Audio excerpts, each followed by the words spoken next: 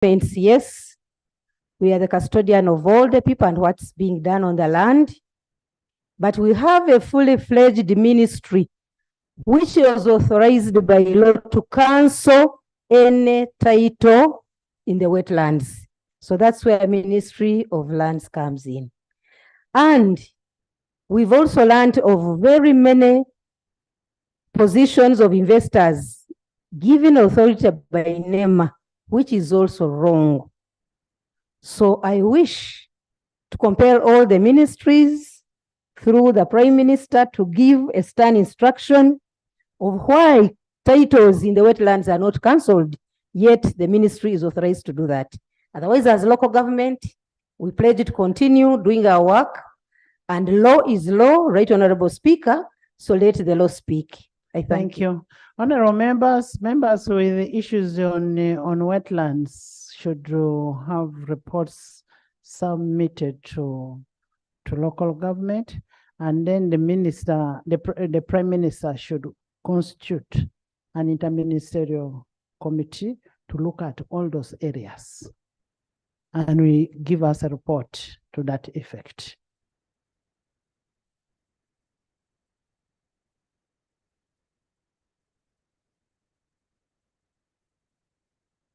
Much obliged, Right Honorable. How much time do you need?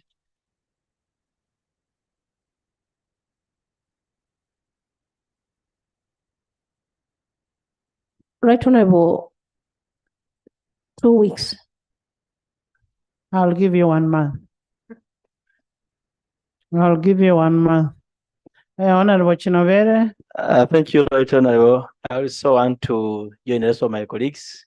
Once again, congratulate you for becoming now long, and also congratulate the Salong as well, because the effort was a combined effort. So we should be fair to otherwise. Once again, I want to congratulate you, Right Honorable. I also want to join my colleagues on the issues of roads in Kampala. Recently, I witnessed a very, very, very worst scenario on my way to work in Kawempe, where I stay, where a younger girl was going to school just in the town there. It was trying to dodge the car from splashing the water on her. She entered into the trench. They reported that there was not much water. Just I imagine if there was it had flooded, this girl would have got into problems. And it's unfair. Like this town road is basically, if they have the caps, if they recap them, they put them on the caps, so the engineers know better. It would be, this girl would have not entered into such a scenario. Again, sometime back, I was in my constituency in Kitantaro. Those services, I don't know whether they have finished the road. Recently, the people of Kitantaro, women who are preparing Karo, what we call it, wheat and Nakivaro. Nakivaro is Belenge, mud fish. The water was chasing them because they didn't provide the channels for water in Kitantaro. So really, I feel the engineers and the architecture should really improve. Otherwise, we shall continue repeating the same. But the cause of all this is corruption. The source of all this is corruption, because they decide.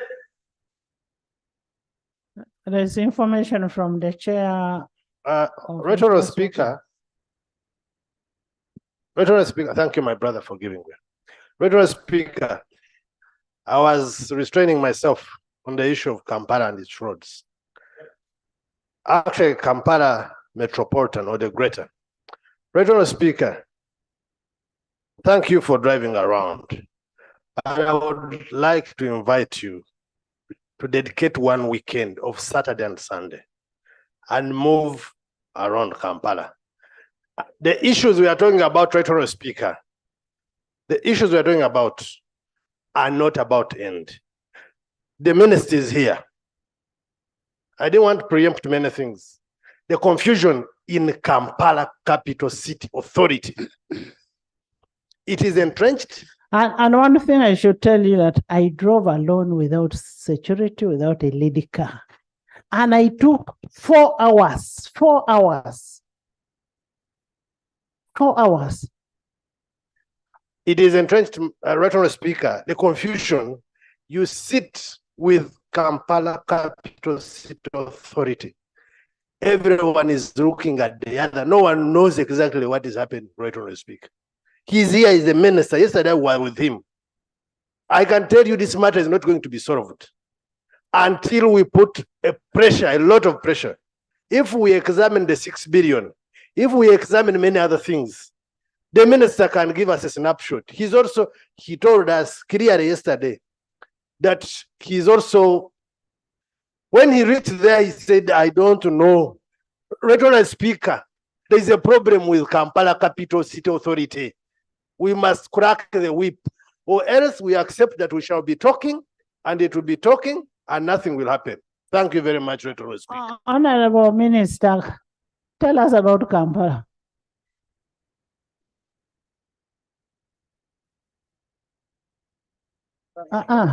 First, tell us about Kampala.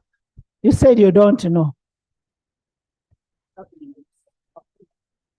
Right Honorable Speaker and honorable members, first of all, I thank you for giving me my young brothers, the twins. Now I'm called Chigongo. However, I don't think that I said I don't know, because I know, but the challenge is the level and magnitude of your knowledge matters a lot. Because when it comes to issues of finances, I will confess that I don't know, because I don't control finances. There's somebody who controls finances, and I also wait for accountability, because my role stops somewhere, and then somebody responsible does the game. Of course, we received the 6 billion, which was made for potholes. And indeed, Right Honorable Prime Minister, we can submit this. But you know, when you get I am not a Prime Minister. I'm not a Prime Minister. Sorry, Right Honorable Speaker. But the challenge is 6 billion was like a drop in the ocean. I will submit a full report on this. Honorable Minister, a drop in the ocean shows what you have done.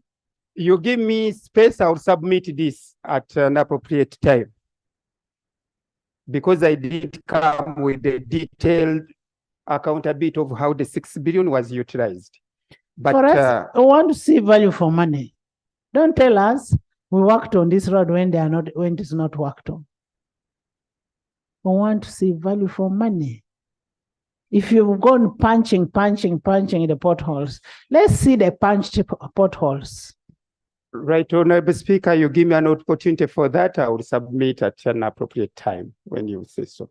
Okay. But on the other hand, for Kampala, of course, we thank you were here. You gave us some funds to do more roads and more other infrastructure challenges like drainages in the whole of Greater Kampala metropolitan area.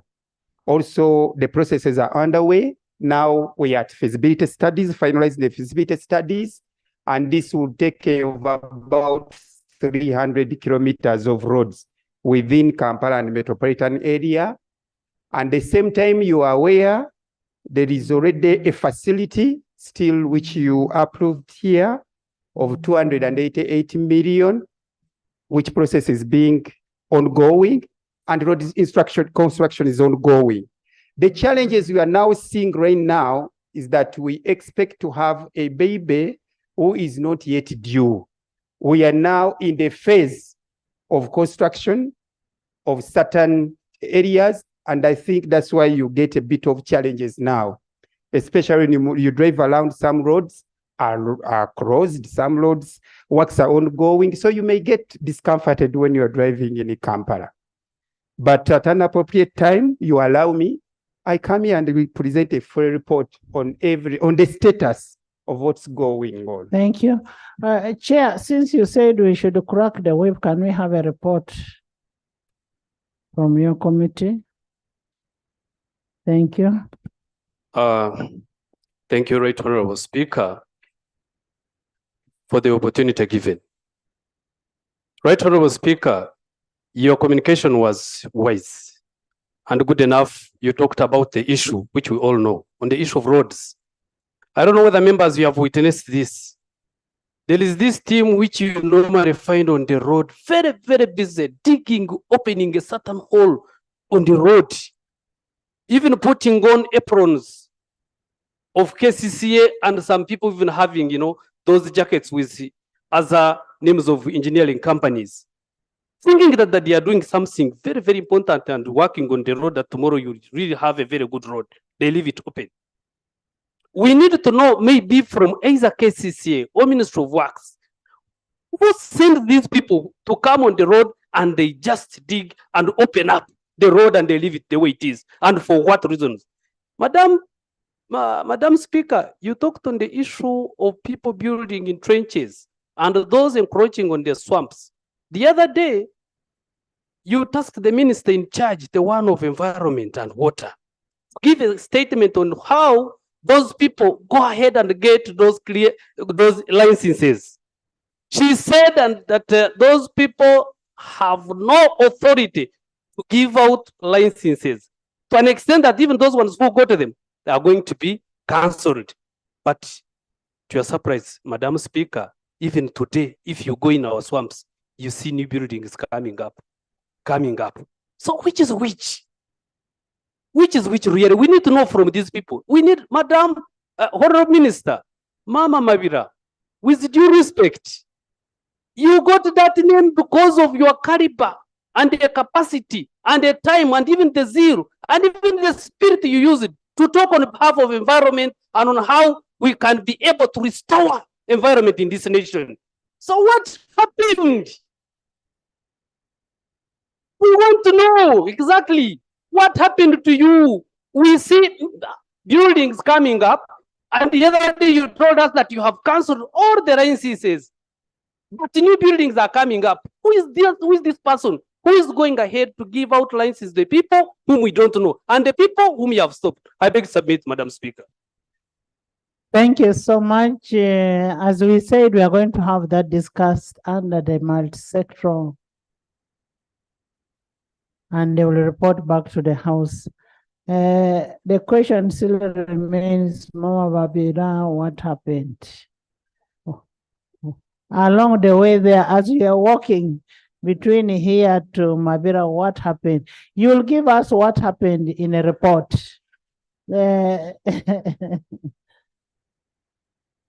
Honourable members, after here, I'm going to opposition.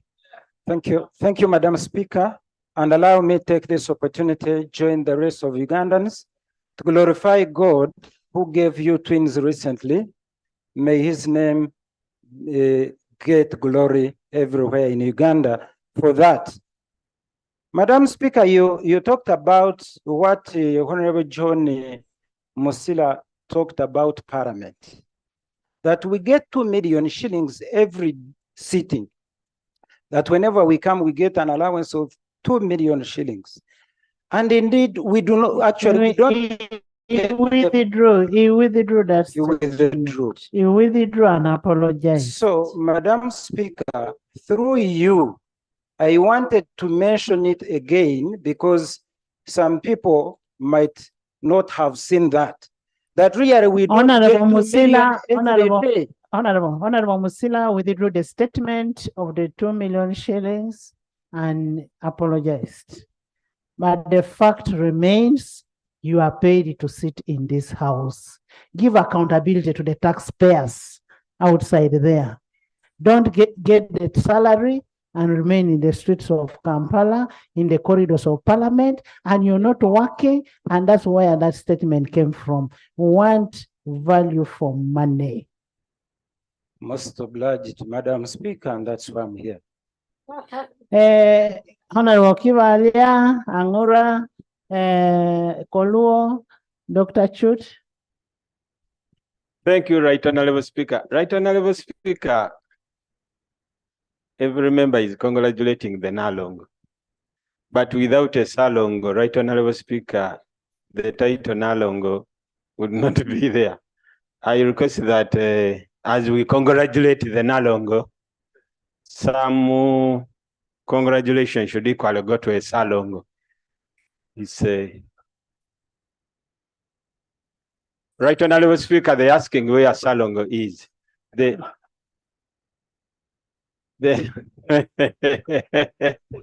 Right, thank you, Right Honorable Speaker. Right Honorable Speaker, my concern, you in your communication, you talked about the East African Games. Right Honorable Speaker, we have some games that are indoor, and it's raining heavily, whereby these games can only be played indoor.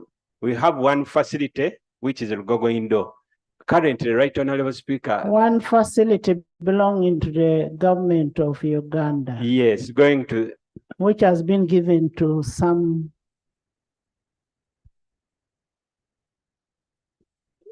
Right Honorable Speaker, this facility belongs to the government of Uganda. Whatever we do is in the interest of this country. But it's very disappointing. It's good the minister is there, right? The national basketball team, Right Honorable Speaker, is preparing to go for the international games, but they have nowhere to play from. Right Honorable Speaker, the parliamentary team, basketball and volleyball, are preparing to go for the East African Games. They have nowhere to play from. Instead, this Rugogo Indo is now a church. People are praying from there. We don't know from where and whatever is happening. So we have nowhere to train from. That. Honorable Minister, we turned the indoor arena into a church. So as the minister comes, Right Honorable Speaker, my second part is in the interest, in the area of our colleagues that are boycotting sitting. Right Honorable Speaker, this is the workshop of democracy. I would request that we give a benefit of doubt. I've shared with the law. I've shared with the law. We have shared with some colleagues. Right Honorable Speaker, I request that we give a... Don't start teaching me the law. Okay? I am in charge of this house, and it's my responsibility to make sure that the members are in this house. And you came on your own. Yes, have we turned it into a church? Thank you very much, Right Honorable Speaker and honorable colleagues. First of all, I would like to say that I'm not aware of the facility of sports being turned into a church. And Madam Speaker, I would like to ask that you give me a few minutes. I cross-check with the responsible officer, who is the General Secretary, National Council of Sports, then I report back. But to my knowledge, that facility is busy. It has also other games, as we are aware that there are quite a number of the indoor games. And sometimes we try to give time to specific game beginning 6 a.m. up to almost 9 a.m. Honorable Minister, don't plead ignorance. The church hired that facility. It is all over. It is on social media. It's all over. The members of parliament even took pictures. It is in this forum, parliamentary forum. So what you need to do is to go and talk to the General Secretary and let the facility be used for what it is meant to be used for. Madam Speaker, I really want to go on record as a Minister of Sports that I am not aware, because... Okay, can you go and confirm and then come back? Then I report back. I thank you. We are giving you 5 minutes. Dr. Chris, you should be the one to whip. Because we are sitting for 2 hours. You see, my doctor is here. Honorable Angora. Thank you very much, Madam Speaker. Madam Speaker, on behalf of the people of Tororo County and the Atakere community, we want to thank you for double. I had the opportunity to inform His Highness, Papa Mormor. Immediately the news reached out. And at an appropriate time, you know what he will request of you. Madam Speaker, I want to thank you for your communication. Just an interruption, member.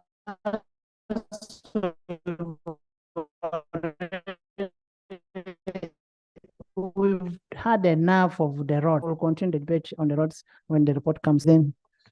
Thank you very much, Madam. Moving around and spending 4 hours. What does that mean to us? Every day we come here, I know, and live here going back, many of us spend the same hours that you spend maybe moving around Kampala. Just a few days ago, I spent 3 hours listening to news 3 times from Lugogo up to the next petrol station, the Shell, and that is what we call waiting in motion. How much you've lost if you are to put that time into productive activity. And also, Madam Speaker, we don't need to take this lightly. I have had opportunity to interact with some leaders, especially from entities responsible for roads in this country. It seems even some of the works that are being done by KCCA maybe are not coordinated with other entities. I found one leader who was asking, why are they again interfering with the junction going to MOBS? What change do they intend to do there? And I have been observant. That change has not been of any impact. We thought they was going to widen the road. Nothing has been done there. So it is repeating the same works that was done last year, again being repeated now.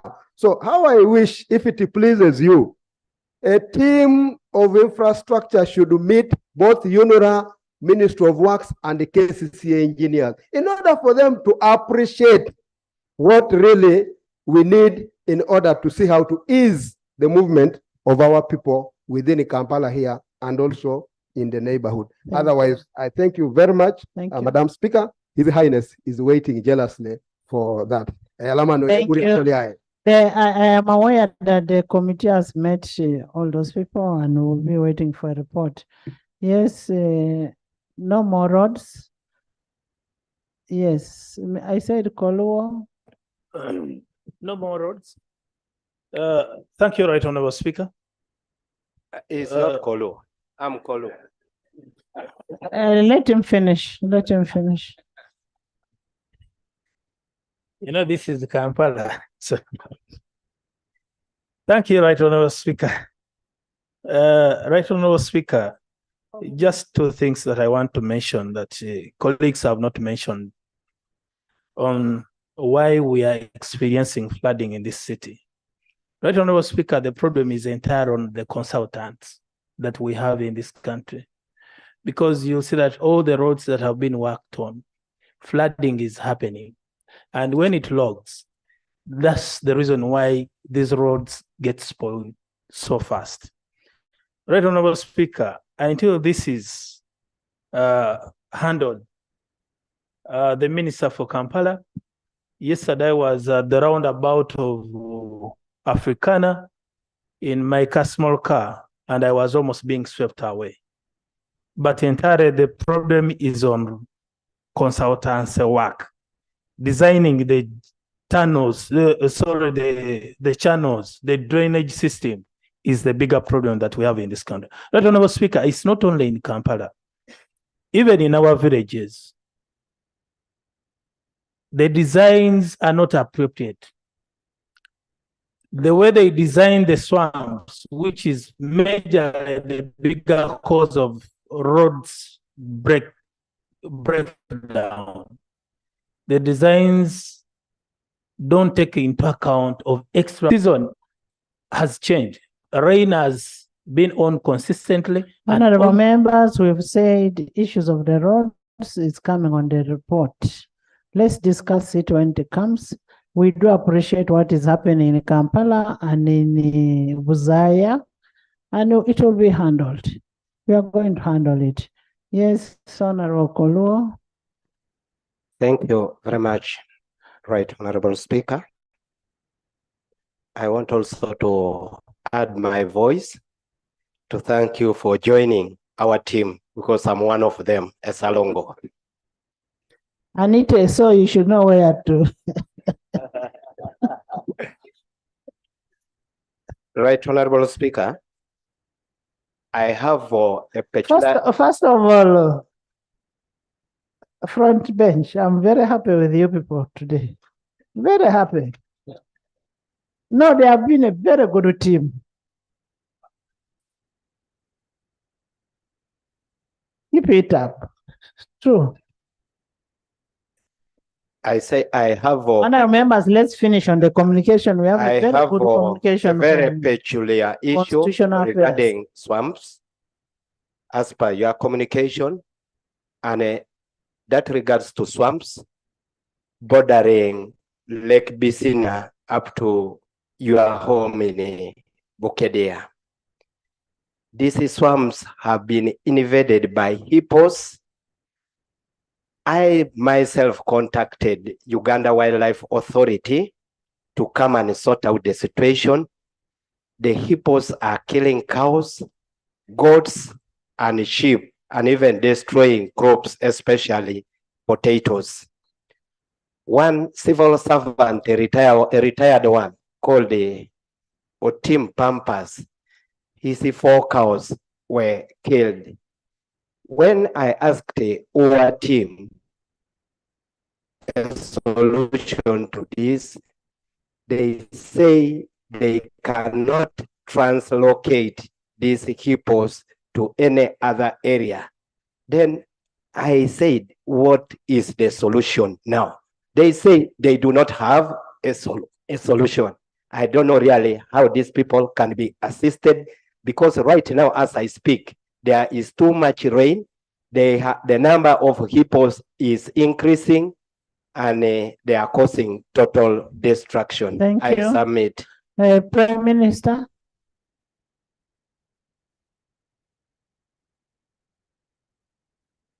Right, Honorable Speaker, I'll call the Minister of Tourism to come and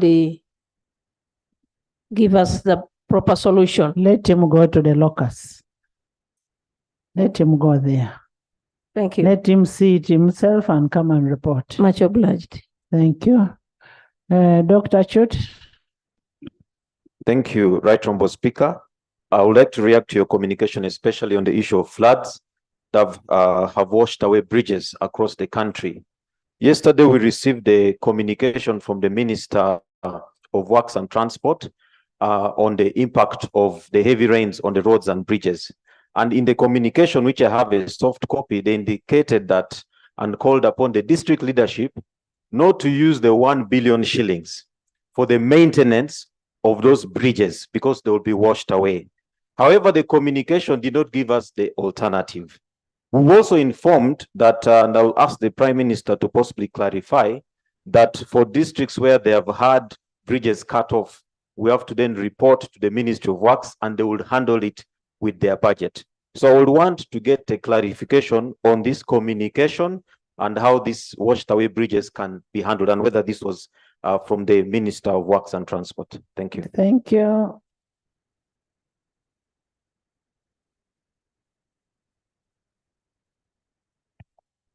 Right, Honorable Speaker, the member who is complaining about the bridges, they had a meeting with the Minister of Works, and he was giving them information. No, there's a press statement.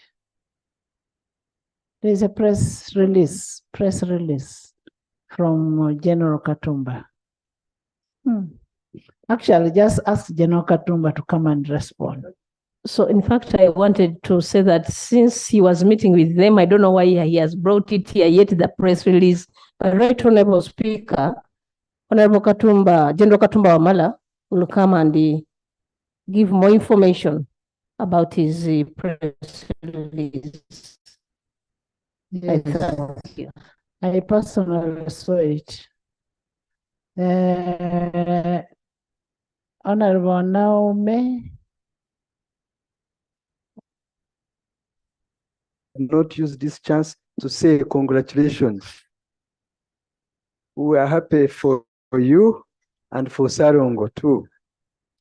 Madam Speaker, there is a place, it is called Ruera. Ruera is on Masaka Road. some people, investors, came. They looked to be Chinese. I don't know whether they're Chinese or the Koreans, but they are in that color. They have planted, I think, miles and miles of rice, and it's a swamp. It's a swamp, and they are actually continuing. May we get to know how they got the license and whether the license will also be cancelled. They have even set up, it's like a factory, because we even buy rice on the road. They say retail, and I think they even export. So can it be added on what Mama Mavira is coming to tell us? Can we get some clarification on what is happening? I thank you. Thank you. Honorable members, as I said before, let's have all that information forwarded to Mama Mavira and the committee, including Honorable Anita, the investor. Yes, Moses. Thank you, Right Honorable Speaker. Right Honorable Speaker, on your communication about the environment. Right Honorable Speaker, we need to address the issue of environment. Right Honorable Speaker, good enough, Mama Mavira, she is here. Before I came to know Mama Mavira, I knew her right from Mavira Forest. You know, that was the time when Mama Mavira was known to this country for the fighting of the Mavira Forest. Honorable members, honorable members, you listen to Moses. Some of you are thinking of other things. Moses is thinking about Mavira Forest. Mavira Forest, the trees. Right Honorable Speaker, you see Mavira, I remember when I was still in primary, we used to have those questions. The biggest forest in the country was Mavira. But as you go there now, I think Mavira is now in the name. But the actual Mavira is no longer the Mavira we used to know.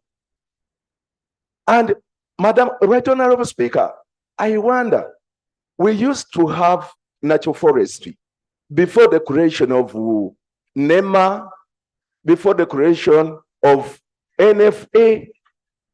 Really, we used to coexist with the natural forest. But after the creation of these authorities and the agencies, the forests have disappeared. To make matters worse, Madam Speaker, they have changed the natural forestry into commercial forest. Instead of preserving the natural forest, now they are planting pine tree. And after the maturity of the pine tree, they come and harvest this pine tree. They would build the forestry, turn it into a desert. Thank you. Honorable members, as I said before, as legislators, as leaders of this country, we should be the ones to lead in preaching conservation of the forests, of the environment. So we should take a lead on that. We may not have to leave it to Mama Mavira alone. Mama Mavira needs to help. Let's support her, but all the same, you should have a committee that is going to discuss those issues. Yes, Aru, then all members, we are running out of, Dr. Chris is about to tell me to. Dr. Chris, are we not running out of time? Thank you very much, Right Honorable Speaker. Right Honorable Speaker, from Pade District, allow me to congratulate you upon the success that you and your family achieved. Right Honorable Speaker, for a city to look beautiful, there should be any object that is so conspicuous that can attract people to come to that city. Right Honorable Speaker, you have ruled about the road. we have only 2 water fountains in the capital city of Uganda, and they are not functional anymore. Taxpayers' money worth billion was spent. Right, Honorable Speaker, a week ago, I found street children swimming in the water, fountain. in the water fountain, and they were basking on the hot sunshine, enjoying, and this is the capital city. Right, Honorable Speaker, isn't it right that the Minister of Kampala at least presents an artistic impression of what Kampala capital city should look like? This artistic impression will help us in attracting more investors. More investors coming in and tourists coming in. That means more revenue for Kampala capital city itself. Thank you so much. Thank you so much. Kampala, you're hearing? Our water fountains are being used as swimming pools. Akamba and then Linus. Thank you, Right Honorable Speaker. Arising from your communication on the matter of environmental degradation and the attendant effect of climate change. Right Honorable Speaker, the rate at which our wetlands are being degraded around Kampala, people are developing in wetlands, and when we ask the authorities who these peoples are, they give the same answer that they used to give to the Honorable Minister of Environment before she became one, that big fish, untouchables. Even when the Honorable Minister became a minister, she has failed to know who those untouchables are. Right, Honorable Speaker, until this country— Is that what she has told you? Until this country takes a serious move on the issue of conserving the environment and stop harassing the locals, like in my constituency, the farmers. Every village in Namutumba, for instance, is separated by a seasonal swamp. But instead of concentrating on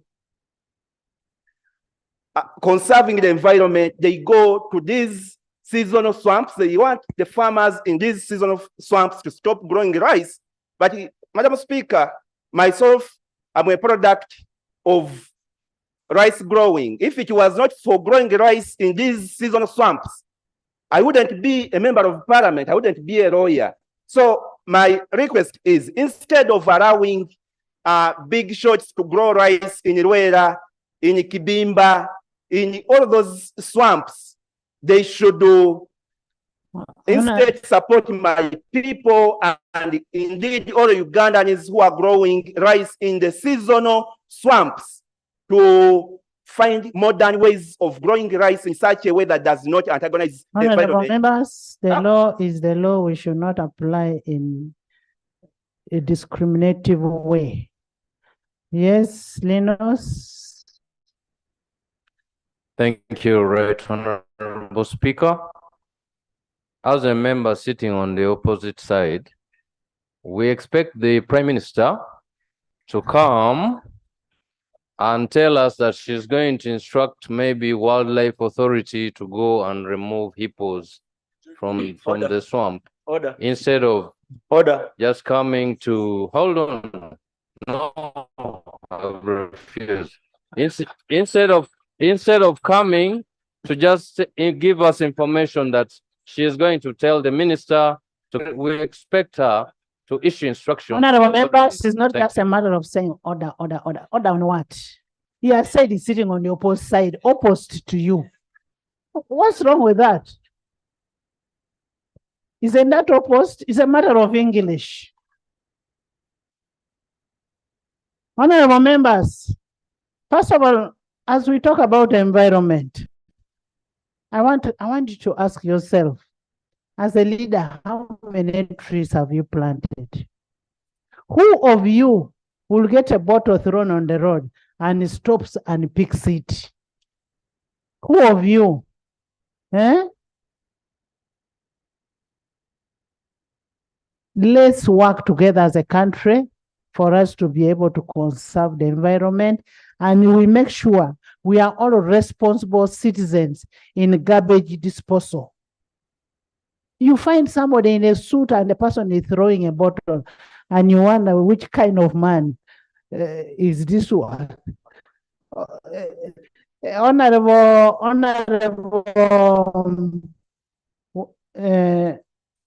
Wang Peter.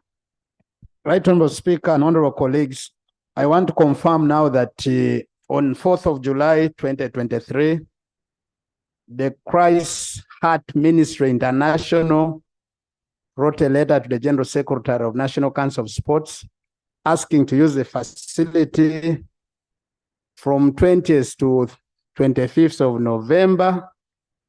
And I want to confirm that as part of the revenue sources for council to the government, they did give them the facility and they paid for this facility for that specific time of from 20th to 25th. The question of how much they have not indicated in this letter. And I want to say that it confirms the statement that the facility as of now is being used partially by that church.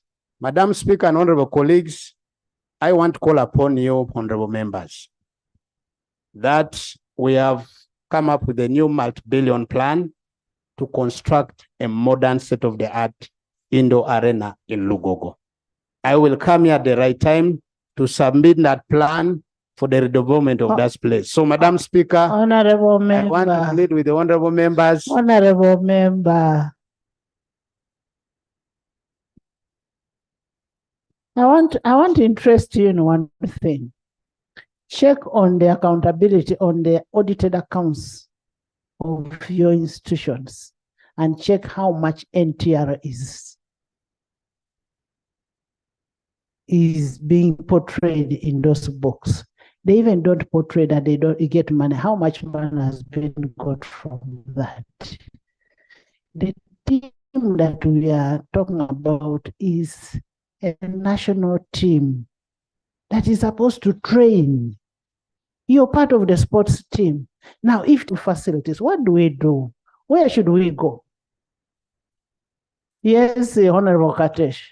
Right, Honorable Speaker, the minister says we should support the development. I want to put it to the minister that as much as we want to support development, government needs to be organized. That tennis court in Honorable members, in the public gallery, we have students and teachers of Transform Education Center from Kiambogo, but I'm seeing a problem there. Is there a problem? Can you support my personal doctor? Can you check what is happening? I have a personal doctor here. Students, please stand up. Please, you stand up. You're most welcome. You're welcome. Thank you for coming. Right, Honorable Speaker, the clarification I want to seek from the minister. Over the weekend, I met the people in charge of tennis. The different disciplines that use Rugogo have actually not been consulted or engaged in the whole process of development. And for me, this is where the problem is. If you want to develop a facility, I think it is important to use to discuss with the users. What are their requirements? What is the fallback method? While you are developing, where do you expect the tennis to go? What requirements do they need? I think we need development, but when we are doing development, we must ensure continuity. And it's important that the federations, the people who are using that facility, are consulted in your Marshall Plan to develop that facility. Not just come to us as members of parliament to seek our support, but the bodies have not been consulted, and you need to do it. for the sake of But sports. how do you even seek for support when we have the existing one is not supporting us? The existing one, you're renting it out to churches, and then you want us to continue supporting, and the one we are going to put the multi-billion one, you will even rent it to international pastors. Eh? First of all, I would like to allay the fears of honorable colleagues. For instance, I want to address to my answer to Honorable Katesh. Honorable Minister, before you allay your fears, we are saying we have a national team which is under training and is training. We have members of parliament who do appropriation of the money for what you want, who cannot train in that facility. We want an apology. Madam Speaker, let me go on record and say this. Colleague members of parliament train from 6 to 8. Because of the schedule which is coming for us to participate in the parliamentary games, they made to have another training from 5 to 8 p.m. That is the one which is having a challenge with as far as the training is concerned. And you have no problem with that? Madam Speaker, that's why now I want to allay the fears and say the following. I am going to have a discussion with the chairperson of National Council of Sports and the entire management of National Council of Sports, and we will begin to look at which available facilities do we have in the city for the time being, as the 2-3 days get concluded for this specific church to exit the facility. Minister, I thank you. Honorable Minister, the members deserve an apology from you. We cannot make our members suffer like that. Madam Speaker and honorable members, I apologize to you. I thank you. Next item.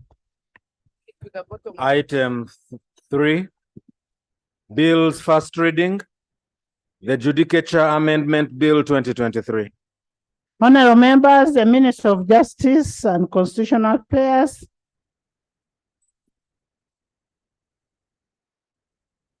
through this bill seeks to increase the number of justices of the Supreme Court and the Court of Appeal, and is going to bring the bill for the first reading. But before he brings his bill, okay, actually after bringing his bill, we want to know why we are having piecemeal constitutional amendments. That's 1. 2, when do we have a constitutional review commission in place? I now therefore invite the minister to table the bill for the first reading.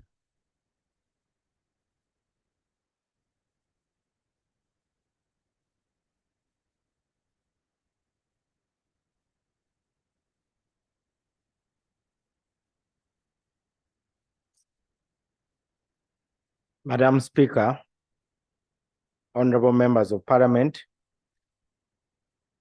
I beg to move that the bill entitled the Judicature Amendment Bill 2023 be read this time. Attached to the bill, a certificate of financial implications issued by the Minister of Finance, Planning and Economic Development in respect of the bill in accordance with Section 76 of the Public Finance Management 2015. I beg to move. Thank you, honorable members. In reference to Rule 1291 of the Rules of Procedure, I refer the Judicature Amendment Bill 2023 to the Committee of Legal and Parliamentary Affairs. And with that, it only has 2 clauses. I will require the bill back in the House on Tuesday. It has only 2 clauses. So I want you to work and ensure that we have it on Tuesday for the second reading. Next, Honorable Minister.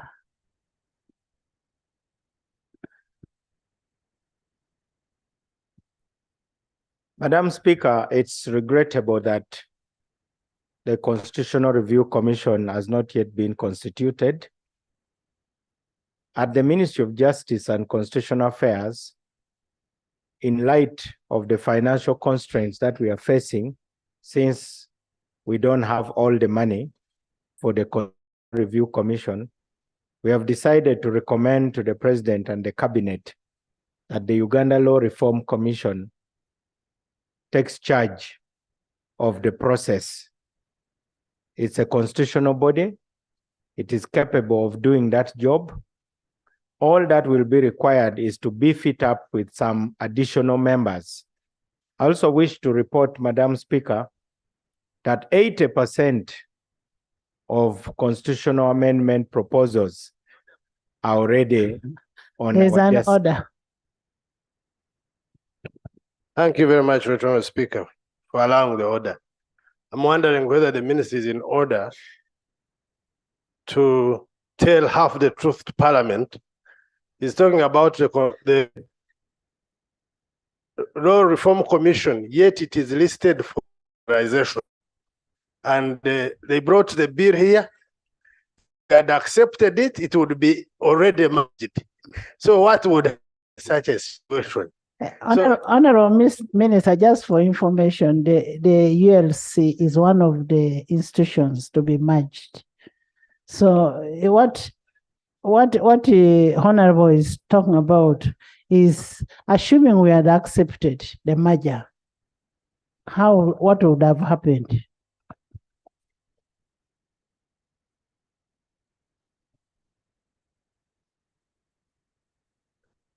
Madam Speaker and honorable members, your question was about constitutional review. I do believe that functions don't die in institutions. They would simply be transferred should Parliament so wish. Transferred to where? Procedure. There's a procedure matter. Right, Honourable Speaker, thank you very much. Honourable members, I want to draw your attention to Article 127, that the Minister of Justice decides to avoid. It reads like this: participation of the people in the administration of justice. Parliament shall make laws providing for participation of the people in administration of justice by courts. How do we appoint judges? Using this provision, if there was an enabling law, we would call for public hearing to avoid those judges who are very corrupt, because this law is not in place. Can the Minister of Justice tell us when this law will be in place to help the Ugandans act in fulfillment of Article 27 or 127 of the Constitution? I thank you. Now you've gone diversion. You've diverted us, that will be done and it shall be done. We are talking about the Constitutional Review Commission.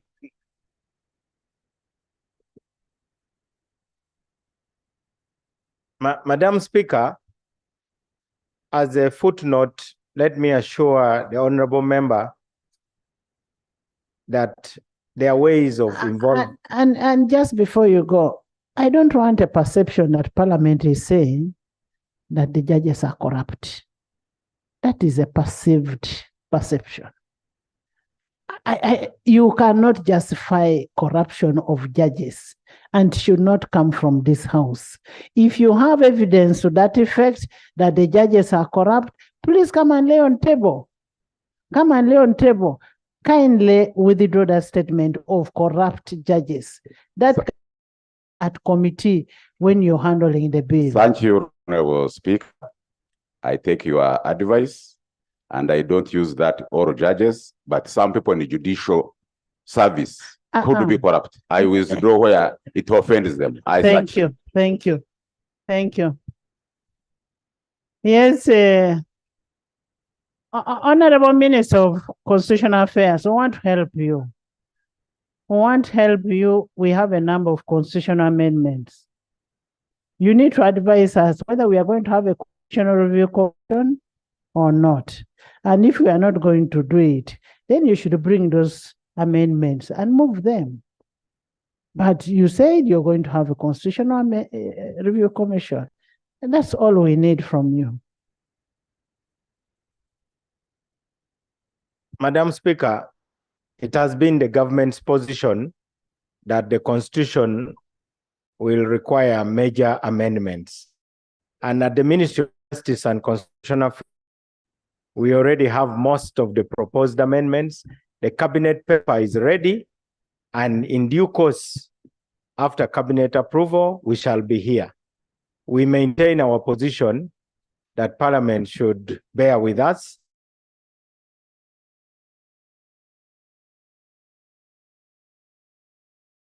Next item. Item 4, motion for adoption of the report of the Committee on Public Service and Local Government on the status of implementation of the parish development model in the various sub-regions of Uganda. Honorable members, as part of our oversight role, which is a role of members of parliament, as enshrined in the constitution, the parish development model was given to the Committee of Public Service and Local Government to understand what is happening in the constituencies, its implementation, and how the performance of the PDM, and the committee is ready to report. And as you're aware that this was constituted when the presiding officer was here, he personally went to the constituency to see what was happening in the districts on the PDM. I personally also went to the constituency, and that is one of our role on oversight. So, Chair, can you?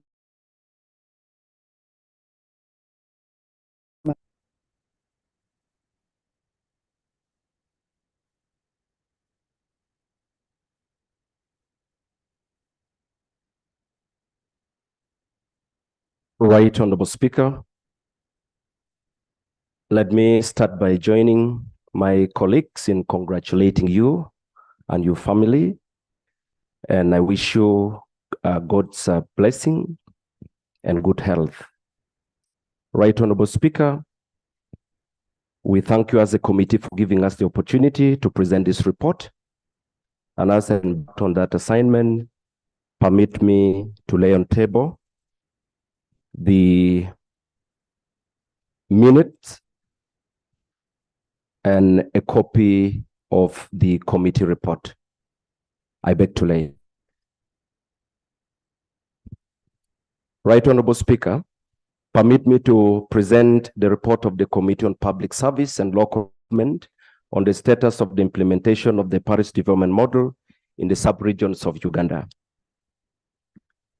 Right Honorable Speaker, during the first sitting of the second meeting of the third session of Parliament, held on Tuesday, 3rd October 2023, the Right Honorable Speaker directed chairpersons of all regional parliament caucuses or groups to submit reports on their findings on the implementation of the parish development model, the Committee on Public Service and Local Government for scrutiny.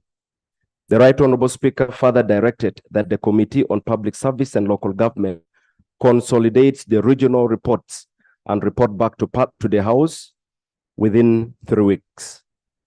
Right Honorable Speaker, the committee embarked on this exercise in line with Rule 199 of the Rules of Procedure of the Parliament of Uganda, and we executed the assignment within the period we were given. Right Honorable Speaker, in the interest of time, on page 2, I have provided a detailed background of the parish development model, which I believe is not the first time for this House to receive, and so you will permit me to move to the next page. The background indicates how the PDM started, the pillars of PDM, and on page 4, Right Honorable Speaker, it also gives detail on the different phases of the implementation of the PDM. And for emphasis, Right Honorable Speaker, there are 3 phases. Phase 1 is the establishment phase, and this phase included the establishment of the PDM structures, developing the implementation policy, issuing implementation guidelines, mobilizing and sensitizing the communities across the country. On phase 2, the second phase is on stabilization phase. Right, Honorable Speaker, this is the current phase, started in July 2023 and includes the following: disbursement of funds to the last mile beneficiaries by the PDM SACCOs, strengthening governance of enterprise groups and PDM SACCOs, deepening provision of business development services and other extension services to households and PDM beneficiaries, completion of household registration, refining and integration of IT system, tracking of all PDM beneficiaries, and measurement of results. The third phase, Right Honorable Speaker, is on sustainability and Speaker, this is the last phase, and it shall commence in July 2025. Under this phase, Right Honorable Speaker, it is envisaged that the PDM will be entrenched in the communities. The parish economies will start to visibly show progress through improved production, value addition, sustainable income flows to the PDM beneficiaries from marketed products. Repayment of the PDM loans and are also envisaged to start coming, and in the savings will start to grow significantly. Right, Honorable Speaker, there will be a critical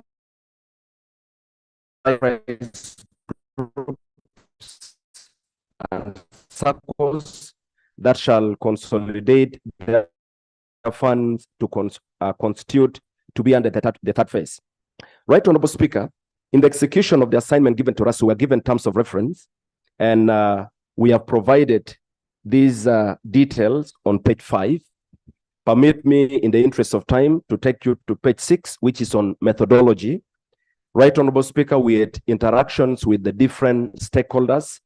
We had meetings with the Ministry of Local Government and the PDM Secretariat.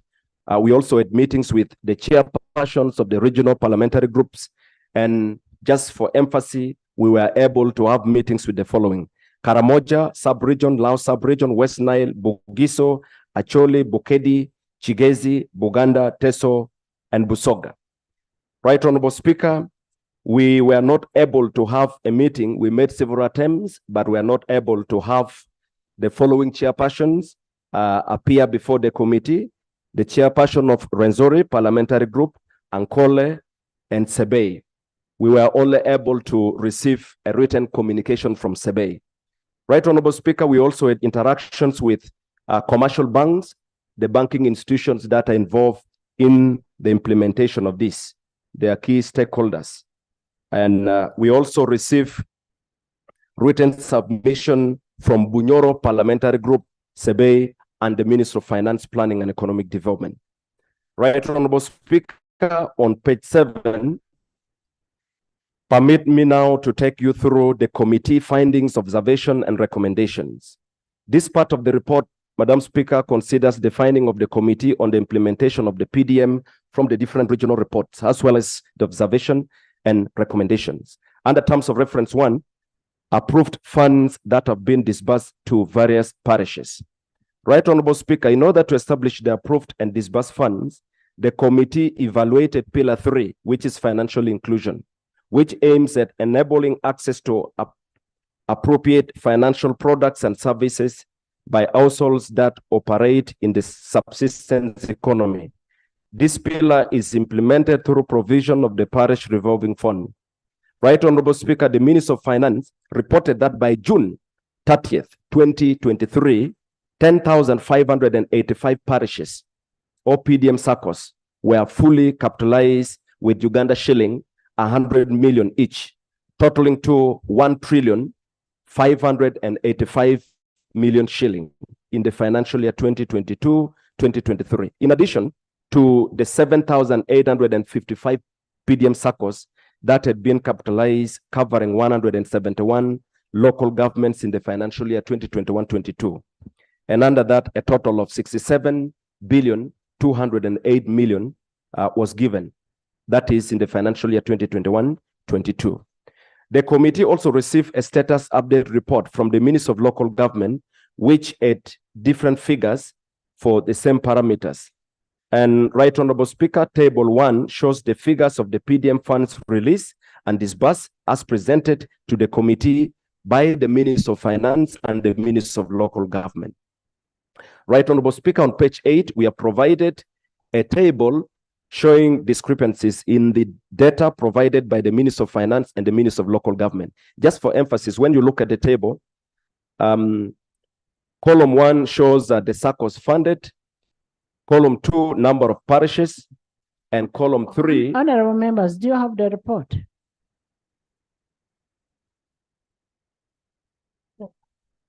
The network is down, but I hope you're following. That in terms of reference 1, approved funds that have been disbursed, that is a discrepancy of 886 billion that cannot be accounted for. Term of reference 2. Please continue. Right Honorable Speaker, the discrepancies in the data provided by Minister of Finance and Minister of Local Government, or the PDM Secretariat, is detailed in the table. In total, 10,000. The Ministry of Finance indicated that the total number of parishes that had been given funds is 10,594. That figure is the same when you look at what Minister of Local Government provided. But when you look at the amount indicated by the Minister of Finance, the Minister of Finance indicated 1,058,500,000,000, while the Minister of Local Government provided 1,147,156,176,484 shilling. When you look at the number of households that had benefited, the figures we got from the Minister of Finance shows that there were 787,566 households, while from the PDM Secretariat and Minister of Local Government, 817,099 households had benefited by that time. And the amount disbursed, according to the Minister of Finance, 776,980,000,000 had been disbursed. On the side of the Minister of Local Government, they had indicated that by that time, they'd already disbursed 775,998,795,274 shillings. When you look at the balance that had not been disbursed in total, was amounting to 371,157,381,210 shilling. However, Right Honorable Speaker, the Minister of Finance also provided an MS Excel spreadsheet on PDM disbursement for performance, and the committee observed that the total figures of the amount released, amount disbursed, and number of beneficiaries differed from its own table of summarized figures in the report. Committee observations. The committee observed the following. 1, some SACCOs still have arrears arising from the 17 million of the financial year 2021-22 that they should have received. For instance, Oture had 27 SACCOs pending payment under the first disbursement. In other words, these are parishes that never received money in the first disbursement. So Oture had 27 parishes that did not receive anything. 2, much as the SACCOs were meant to receive 17 million each in the financial year 2021-22, the Minister of Finance released less amount, ranging between 7 to 10 million for most of the SACCOs across the country. However, there has been no clear explanation why the Minister of Finance released less than what was appropriated. 3, there were variations in the figures provided by the Minister of Finance compared to what was provided by the Minister of Local Government and PDM Secretariat, as indicated above. 4, the committee observed that 9 parishes had not been funded, and according to the Minister of Finance, this was due to the following reasons. Nadunget Parish in Moroto District, Kanabu K in Yumbe District, Kitwe Parish in Bushenyi District, were found to be non-existent, according to the Minister of Finance. Bullet 2, Nyachitojo,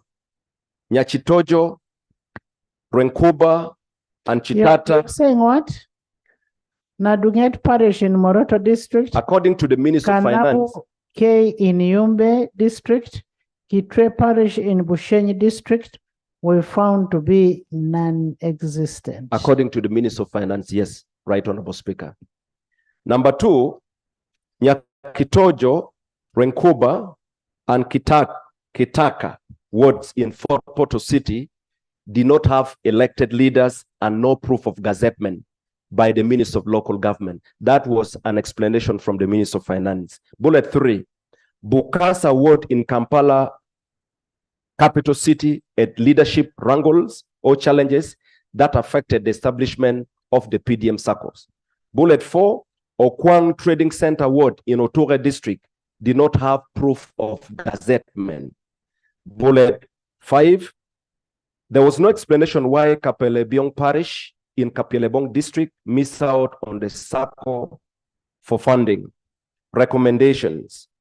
Right Honorable Speaker, the committee recommends that the Minister of Finance, Planning and Economic Development prioritizes clearance of all the arrears for financial year 2021-22 of the 17 million for all the pending circles that receive less and those that did not receive any funds. 2, Minister of Finance and Minister of Local Government should harmonize their figures and ensure effective coordination and management of the PDM data. 3, Minister of Local Government and Minister of Finance should ensure that all the parishes receive the funds as required by the PDM policy. Terms of reference 2, eligibility of the various categories of beneficiaries of the PDM. Right Honorable Speaker, in the interest of time, I will take you to page 10, which gives details on the status. The sub-regions reported that vetting committees and circle leaders have ensured that there is proportional access for the different groups. However, contrary to guidelines, some government employees and their families, as well as richer persons, were benefiting from the PDM funds. This was reported in Buganda and Lao sub-regions. There were allegations of ghost circles set up to benefit ineligible persons in Okwo Town Council in Otura District, where the beneficiaries were family members of the CDO and other district officials. In addition, Ewan Akulo Janet from the same district was known to be someone who was well off, owning storage building, and therefore not part of those who were meant to benefit from this program. Once reported, the disbursement of 434 million shilling was put on hold. An investigation proceeded, which later on helped in saving government from losing this money that was supposed to go to ghost beneficiaries. In Kole District, irregularities in payment to beneficiaries of Ogwang Achuma Sako were noted, with cases of suspected unauthorized withdrawal from the accounts. On examination of the Sako account, discrepancies were noted in the bank statement of the Sako account in Postbank. In response, Postbank explained that the discrepancies arose from erroneous export of data into Excel by one of their officers. Right Honorable Speaker, on the issue of equity in the PDM implementation across the regions, with the same amount of funds to be given to all parishes across the country, stakeholders have raised a concern about coverage of PDM in areas with big parishes that have many villages, households, and enterprise groups. Some of the examples cited include in Koboko North, Gulu City, Wakiso, Mayuge, and Kaliro districts. On the other hand, Right Honorable Speaker, the Minister of Local Government had not disbursed any funds for Kampala City due to the uniquenesses of the city setting, and the ministry is therefore redesigning the program for Kampala accordingly. On the aspect of adherence to quotas for special interest groups, The PDM guidelines, Right Honorable Speaker, provides for mandatory quotas for disbursement of the funds. The distribution is supposed to be 30% for the youth, 30% for women, 10% for the elderly, and 10% for persons with disability. Accordingly, the Minister of Local according to the Minister of Local Government, the quota system has been emphasized and is being realized, with women receiving the bulk of the money since they are found in all the categories. That is to say, the women group, the women category, youth, elderly, and people with disability. All the sub-regions indicated that the criteria were not being fully met, especially in regards to the elderly and persons with disability. In some cases, Right Honorable Speaker, the number of special interest groups in the enterprises were very low. For example, in Podo Parish in Koboko District, PWDs, persons with disability, refused to get the money for fear of failure to repay. That's according to the regional report. Gender issues were also noted in some areas where women were denied funds unless a spouse guaranteed them. Mitiana District had reports of sexual harassment hindering women from full participation in the PDM. Committee observations. Number one, none of the sub-regions was able to present detailed data indicating the categories of beneficiaries from which the committee would have deduced whether the quotas were adhered to. Two, defining the urban poor in cities like Kampala and Lera is a challenge. Three, difficult, causes conflict and leaves out many potential beneficiaries. For example, Kasubi Ward in Gulu City has a population of about 39,000 people, with over 50% of those in subsistence economy. Four, there were allegations of sexual harassment in Mitiana and reported gender discrimination in some regions, although the details of those allegations were not provided as required. Number five, the committee was not satisfied with explanation given by Postbank Limited in regards to the discrepancies in the bank statement of Ogwang Achuma Sako in Kole District. Recommendation. One, the PDM Secretariat should have a system to monitor adherence to guidelines, especially on implementation of the quotas, and report on this issue with statistics. Two, put in place a transparent selection process combined with effective oversight to ensure that the intended beneficiaries receive the funds. Three, review the practicability of the quotas for special interest groups due to its limited implementation, especially for the elderly, have no interest in enterprise development. Four, the allocation criteria for parish development revolving fund needs to consider factors such as population of the parish, poverty levels in the region, remoteness, among other factors that make some areas more vulnerable than the others. Four, create a safe and respectful environment and institute clear protocols for reporting and addressing incidences of discrimination and sexual harassment. Other discriminatory practices should be reported and acted upon. Four, operationalize or establish a national call center for reporting incidences or cases related to PDM implementation. Five, the police should investigate the alleged cases of sexual harassment as reported in Mitiana District. And finally, the police should carry out an investigation on the irregularities in the bank statement of Ogwang Achuma PDM Sako to establish the truth. Terms of reference 3, Right Honorable Speaker, is on the effectiveness of the utilization of the disbursed funds by PDM. The PDM funds. Right Honorable Speaker, the objective of the program, that would be a repetition, Right Honorable Speaker. I'll request that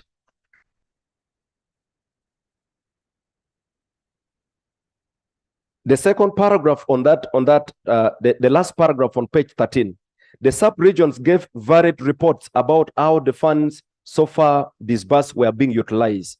West Nile, for example, reported that most beneficiary funds to the intended use, although some beneficiaries used the funds to buy household items with the hope of replacing the money from the activities later.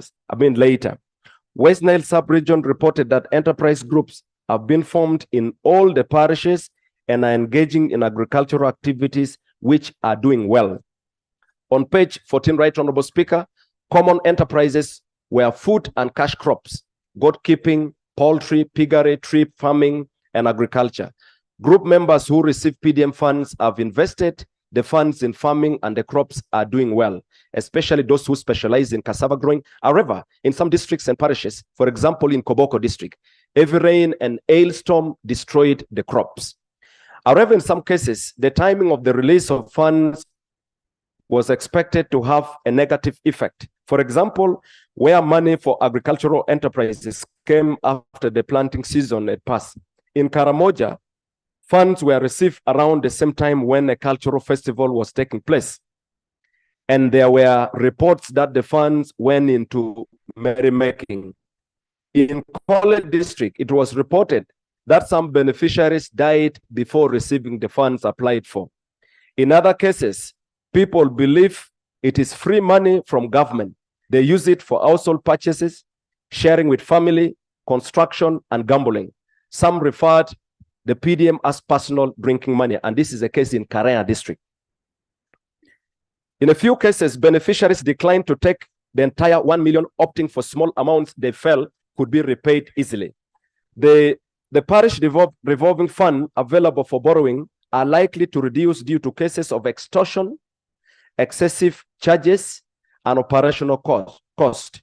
For example, those in Karea, Abim, Napak district in Karamoja have to travel over 100 kilometers either to Kitgum, Kotido, or Moroto district to access banking and mobile money services, which, Right Honorable Speaker, is extremely costly on the beneficiaries. Committee observation. 1, it may be too early to conclude on whether the funds were properly being utilized, since funds were being received in tranches and some beneficiaries had just received the money. However, incidents of misuse were noted. 2, Minister of Finance, Planning and Economic Development emphasized the need for all stakeholders to ensure proper utilization of disbursed funds by the households. 3, Minister of Local Government acknowledged that most of the challenges and explained that some efforts were underway to resolve them. The ministry, while others were clarifications on the guidelines that were not properly understood. 4, it was observed that some banks have provided some gadgets to SACCOs, for example, Postbank and Centenary Bank, to ease the processes. In August 2023, Postbank developed the Wendy platform as a mobile wallet to enable beneficiaries access the funds without having to go to the bank. Other banks had also deployed apps for PDM, and some were already rolling them out. 4, most beneficiaries, especially in Karamoja sub-region, were incurring a lot of expenses in the process of fulfilling the requirements to receive the funds. For example, the beneficiaries from Bim, Karea, Kabong, and Napak have to incur cost on transport, accommodation, and feeding as they travel to either Kitgum, Kotido, or Moroto to access the banking and mobile money services. This has far-reaching impact on the success of the program, since they have to refund monies they could have borrowed to facilitate all these processes after receiving the PDM funds. Number 6, the beneficiaries from some districts, on top of traveling long distances to access banking services, have to spend nights on the veranda due to large number of clients that the banks have to serve. This example, Right Honorable Speaker, is in Napak, where sometimes over 100 people have to spend the night sleeping there in front of the bank, waiting to be served the following day. Right Honorable Speaker, recommendations. 1, the Minister of Finance should ensure that all funds are released as planned and in a timely manner. 2, Minister of Finance should ensure that all areas of the PDM funds are fully released. 3, Minister of Local Government, in consultation with Kampala City Council Authority should expedite the process of redesigning the program for Kampala Capital City to enable the targeted beneficiaries access the funds. 4, Minister of Finance, Minister of Local Government, and all implementing agencies should ensure strict adherence to the PDM guidelines. 5, Minister of Local Government and Minister of Finance should give special attention to the districts that are performing poorly, especially Karamoja sub-region, in order to address their unique challenges. 6, Minister of Finance and Minister of Local Government, in partnership with the banking institution, should develop a more effective and efficient mechanism to deal with the challenges in accessing banking and mobile money services in some parts of the country. More emphasis should be put on the automated or online financial system. Terms of reference for Right Honorable Speaker is on the extent of adherence to the PDM guidelines. And Right Honorable Speaker, in the interest of time, the committee, that is on page 16, the committee noted that there were several guidelines that were being issued by different entities, and these were causing a lot of challenges. I will take you to page 17 on our observation in the interest of time. Right Honorable Speaker, all regions expressed their timely release of guidelines and operational manuals by the responsible MDAs and stakeholders.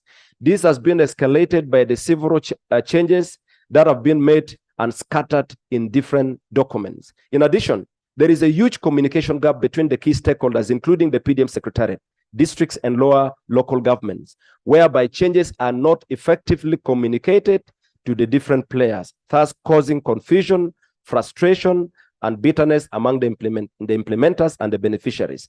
For instance, in Lao region, some of the districts reported that they received information on the directive that every beneficiary should get 1 million shilling in the newspaper. But even then, lesser sums had already been disbursed. In West Nile, the said directive caused bitterness among beneficiaries who received less than 1 million. They accused the SACCO boards, vetting committees, parish chiefs, and districts of cheating them. Yet the payment of the lesser sum was based on the guideline existing at that time, which provided for access of funds based on the capacity to repay the loan. The size of the projects, the business plan of the beneficiary, and the recommendation by the vetting committee. Right Honorable Speaker, in Karamoja sub-region, monies were lying idle on accounts or used for unintended purpose because we are waiting for proper guidelines to accompany the release money. To date, Karamoja is the worst performing region in disbursement of funds to the beneficiaries. Buganda, Busoga, and Bugiso sub-region also reported challenges of untimely and unclear guidelines and made a plea to publish clear guidelines to make the PDM program more equitable, efficient, and beneficial for the intended beneficiaries, and timely, ultimately leading to the success of this development initiative. On page 18, Right Honorable Speaker, the explanations provided by the Minister of Local Government to the committee that the many guidelines and directives issued by the different players are the same, and the explanation was not satisfactory. When the committee interacted with the banks that are participating in the parish development model, they re-echoed the same concerns. For instance, the participating banks had arrangements with government to avail easy access to financial support by integrating their systems with the systems of PDM, providing mobile money and urgent banking services, opening savings account for the SACCOs and the beneficiaries, paying interest of not less than 2% on the remaining accounts, having a minimum balance to earn interest of 100,000 shilling. In return, the banks would maintain a minimum balance of 10,000 shilling and charge the following fees. 1, 3,000 as withdrawal fee, 500 shilling for statement per quarter, 5,000 monthly administration fee, and 500 shilling mobile money fee. However, following the presidential directive that all PDM services are free and that the beneficiaries should get all the 1 million shilling, this has left the banks in a dilemma and they are demotivated. Committee observations. 1, There are several guidelines and directives from the different MDAs and stakeholders, despite Parliament's resolution to government to harmonize and consolidate all guidelines that will help in the implementation of the PDM.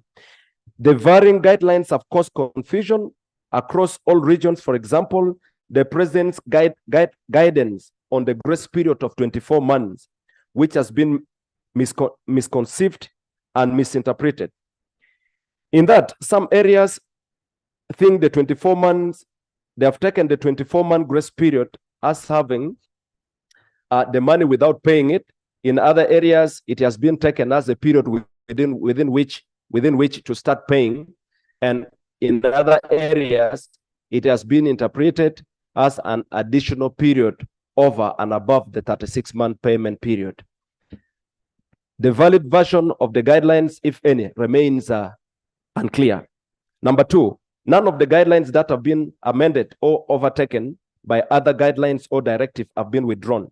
The guidelines, if not expressly withdrawn before new ones are issued, lead to confusion and increased challenges in the PDM implementation. For instance, in Karea district, the guideline that required that each beneficiary who applies for the loan should pay 5,000 to the SACCO to cater for stationery was not withdrawn. 3, the implementers of the PDM model across all regions have not yet appreciated their mandate under the PDM implementation guidelines. A huge number of the implementers fall short of understanding what the PDM is all about. It is generally noted that the PDM program was not effectively communicated to the masses and was vastly misunderstood. 4, cognition that banks are profit-oriented entities. They face a challenge of contradictory guidelines that interfere with the opportunity to make profit. Without making profit, the banks may lose interest in supporting the government in the program. Further, banks have opened so many accounts for SACCOs and beneficiaries based on the prior arrangement with the government. The banks remain relevant in the program if the beneficiaries and the SACCO continue using those accounts and continue keeping them active. However, due to the new guidelines, the beneficiaries are withdrawing the entire 1 million, leaving the accounts empty and redundant or dormant. On the other hand, repayment of the loan will be directly to the SACCO's account, and therefore the beneficiaries' accounts cease relevance from the time the beneficiaries withdraw the 1 million PDM fund. Henceforth, vast accounts shall be rendered dormant in a very short period of time, thus risking closure by the banks. Recommendations. 1, government should update and reconcile the PDM implementation guidelines into one handbook and lay the same before Parliament within 3 months from the date of the adoption of this report. 2, government should withdraw and render invalid all the subsisting guidelines and directives other than the PDM implementation guidelines that have been laid before Parliament. 3, ministers of local government should make PDM implementation guidelines readily available to all key players for easy access of the same by the beneficiaries and translate the guidelines into local languages. 4, ministers of local government should arrange for training or sensitization and monitoring for all key players involved in the implementation of the PDM model in all parishes across the country. 4, there should be an engagement between the Minister of Finance, Ministers of Local Government, and the banking institutions to address the concerns arising from the departure from their earlier terms and conditions with the banking institutions. Right Honorable Speaker, permit me to now take you through the General Committee observations and recommendations. The committee made the following observations. 1, whereas the PDM fund is supposed to support 39% of the poor in Uganda, the fund is distributed equally across every parish despite the varying poverty levels across the country. The UBOS Multidimensional Poverty Index report of 2022 indicates that at a regional level, multidimensional poverty is highest in the northern region with 63%, followed by eastern region with 45.7%. At the sub-regional level, Karamoja has the highest level of multidimensional poverty intensity. The other sub-regions which with high incidences of poverty are Chole with 64%, West Nile 59%, Lao 57%, Teso 56%. The least incidence of poverty was reported in Kampala with 0.4%, Buganda South 18%, and Buganda North 30%. In addition, number two, there was need to ascertain parish needs depending on the population size, infrastructure needs, differences in financial literacy, among others. Parishes in the urban settings have high population settlement that cannot be effectively covered with an allocation of 100 million compared to some rural areas that are sparsely populated. Three, a lot of efforts is being put on the parish revolving fund, which is pillar number 3, and that is financial inclusion of the PDM. Yet there are other pillars which are equally important for the success of the model. The interventions under pillar 3 are intended to promote savings and investment by households in activities with a potential for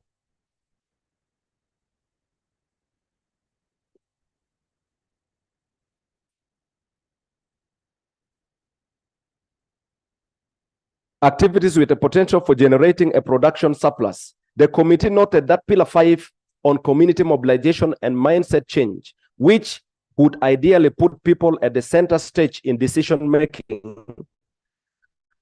on issues that affect their lives and participate in determining their pathways out of poverty, is not being given priority.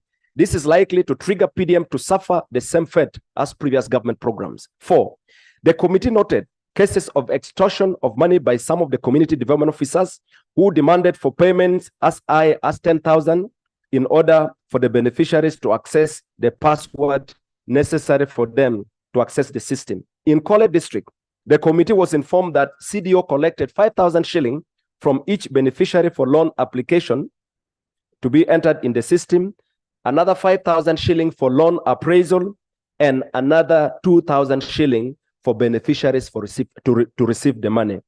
The town agents also received 2,000 to collect data from each beneficiary.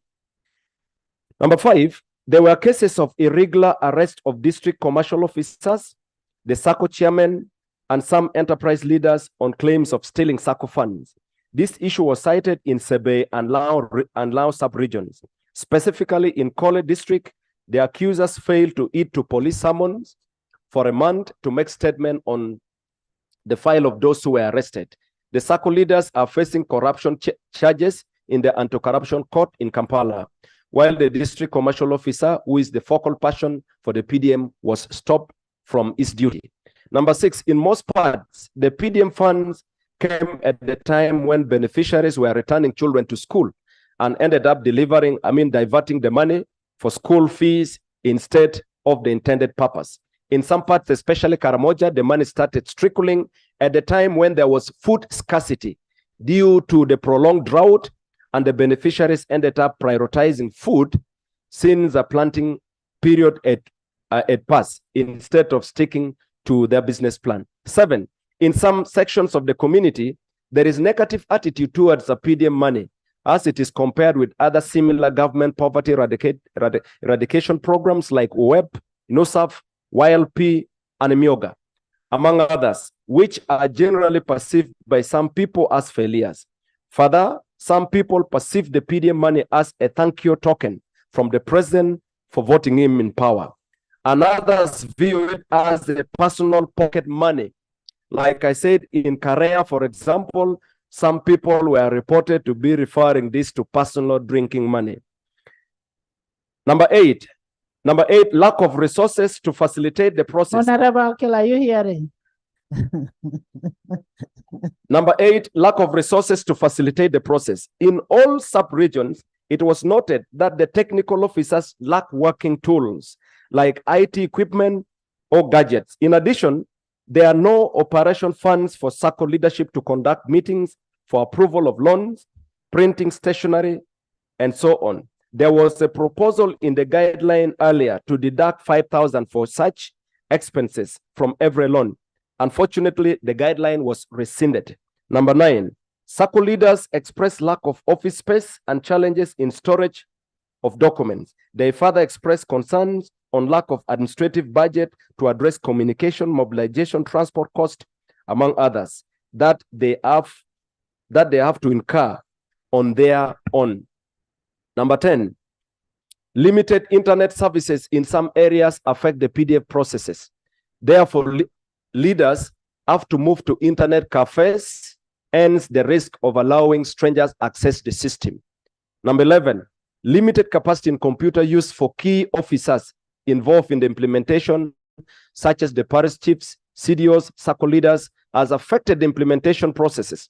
In some cases, some of these officers resort to hiring private persons or internet cafes to bridge the gap, hence availing their passwords to outsiders.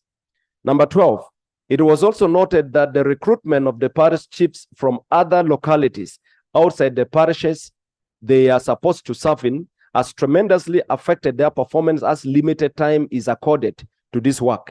In some cases, there are parish chiefs who were recruited in areas where they even don't understand the local language. Number 13, Karamoja was the worst performing, with the best district standing at 15% and the worst at 2%. Number 14, there are districts that were performing exceptionally well. For example, Kisoro, Tororo, Rukunjiri, Ibanda, Kumi, Apach, Kakumiro, Bukedea, and others, with performance standing at above 90%. Recommendations. At least clap for Bukedea.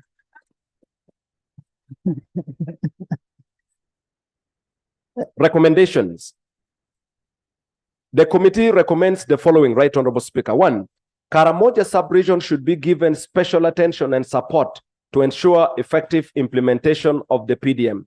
Number 2, government through the Ministry of Local Government should review the PDM policy to effectively deal with the varying poverty levels and population sizes, among other unique factors of each area, to ensure equitable distribution of resources. 3, the Ministry of Local Government should put more focus on mindset change. The question of mindset change is not only limited to the PDM beneficiaries, but also to the PDM implementers. 4, during recruitment of the parish chiefs, consideration should be given to those who speak and understand the local language of those areas to ease communication and service delivery. 5, government should ensure timely release of the 100,000 shilling monthly facilitation for the parish chiefs to facilitate them in their mandate in the implementation of the PDM. 6, ICT capacity building activities need to be undertaken for both the parish chiefs and the SACCOs to ensure effectiveness. 7, Minister of Finance should provide the PDM monitoring fund of 10 billion shilling to the Ministry of Local Government as early and planned to facilitate the Ministry of Local Government in the execution of its mandate insofar as the implementation of the PDM is concerned. Right Honorable Speaker, we would like to emphasize that, because without that, the Ministry of Local Government cannot do anything. Number 8, the implementation of the PDM model should be integrated in all government sectors, and efforts should be made to use existing infrastructures in local government.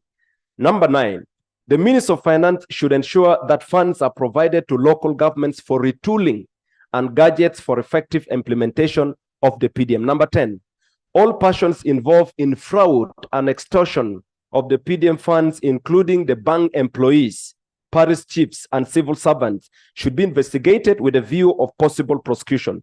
Number 11, a thorough, conclusive investigation into the actions of Abore Town Council CDO, the RDC, the LC5, to establish the truth surrounding the alleged illegal arrest of circle leaders, and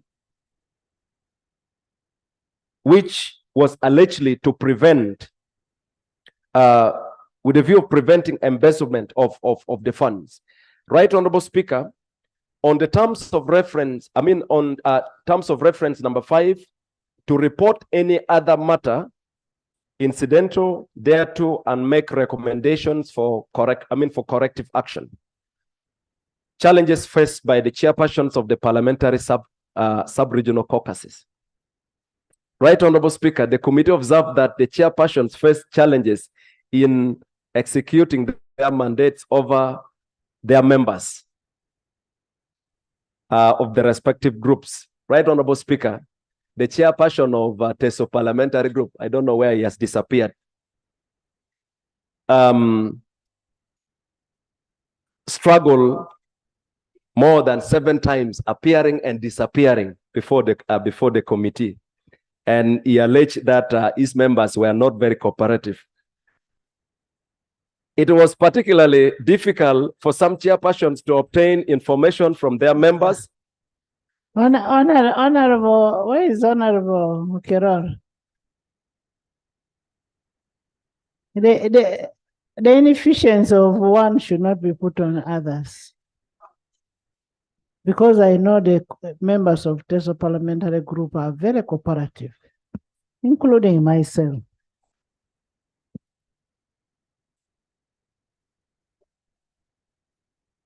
Right, Honorable Speaker, we almost invoked rule 208 and almost held the chairperson of TESO parliamentary group for contempt of parliament, but we cautioned him. It was particularly difficult for some chairpersons to obtain information from their members, especially those members, especially the ministers and those who hold positions that keep them very busy. Recommendations.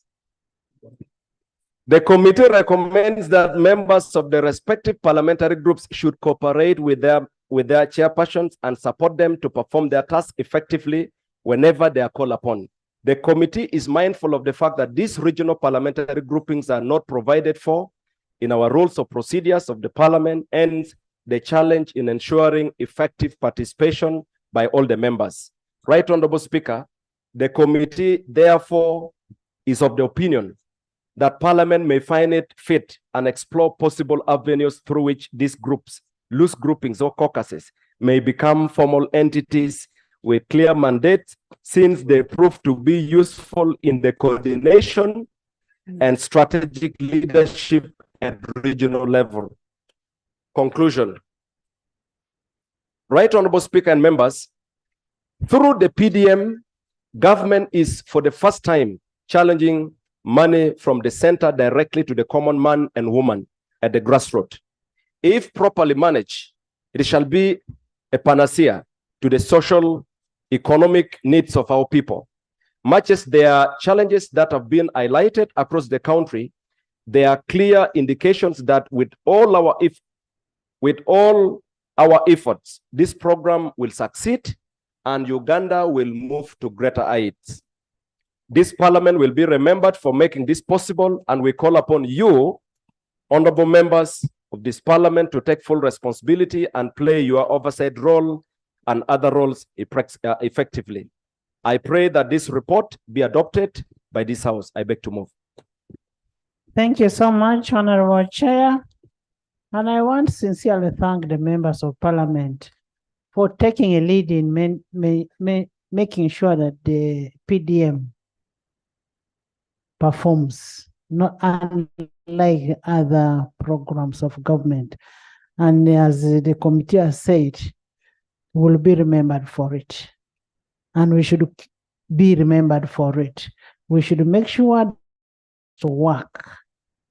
And the local person down there must get the money.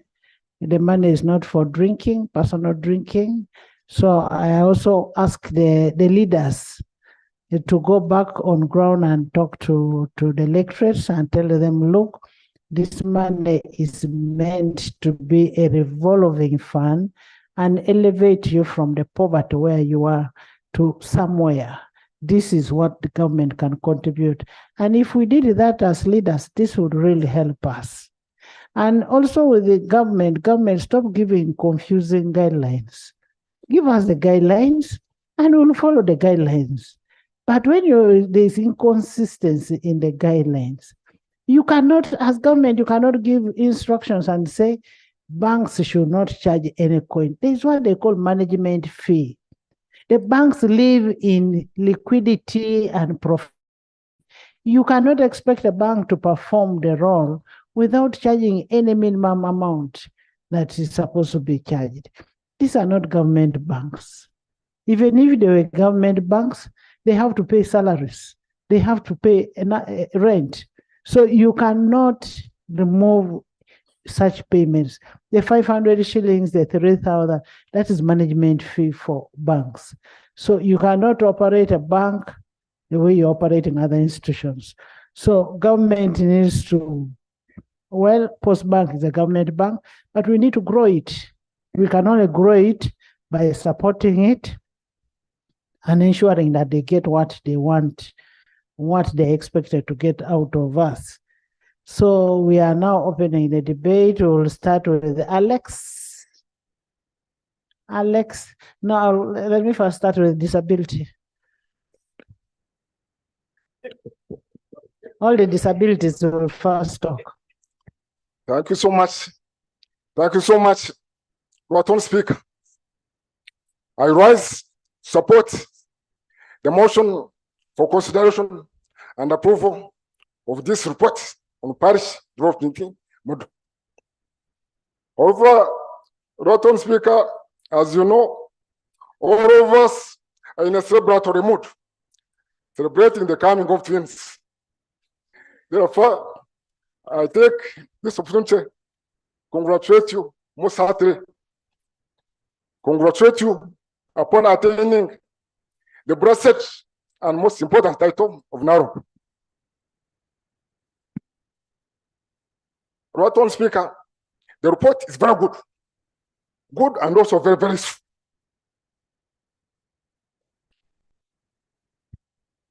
However, I note some gaps.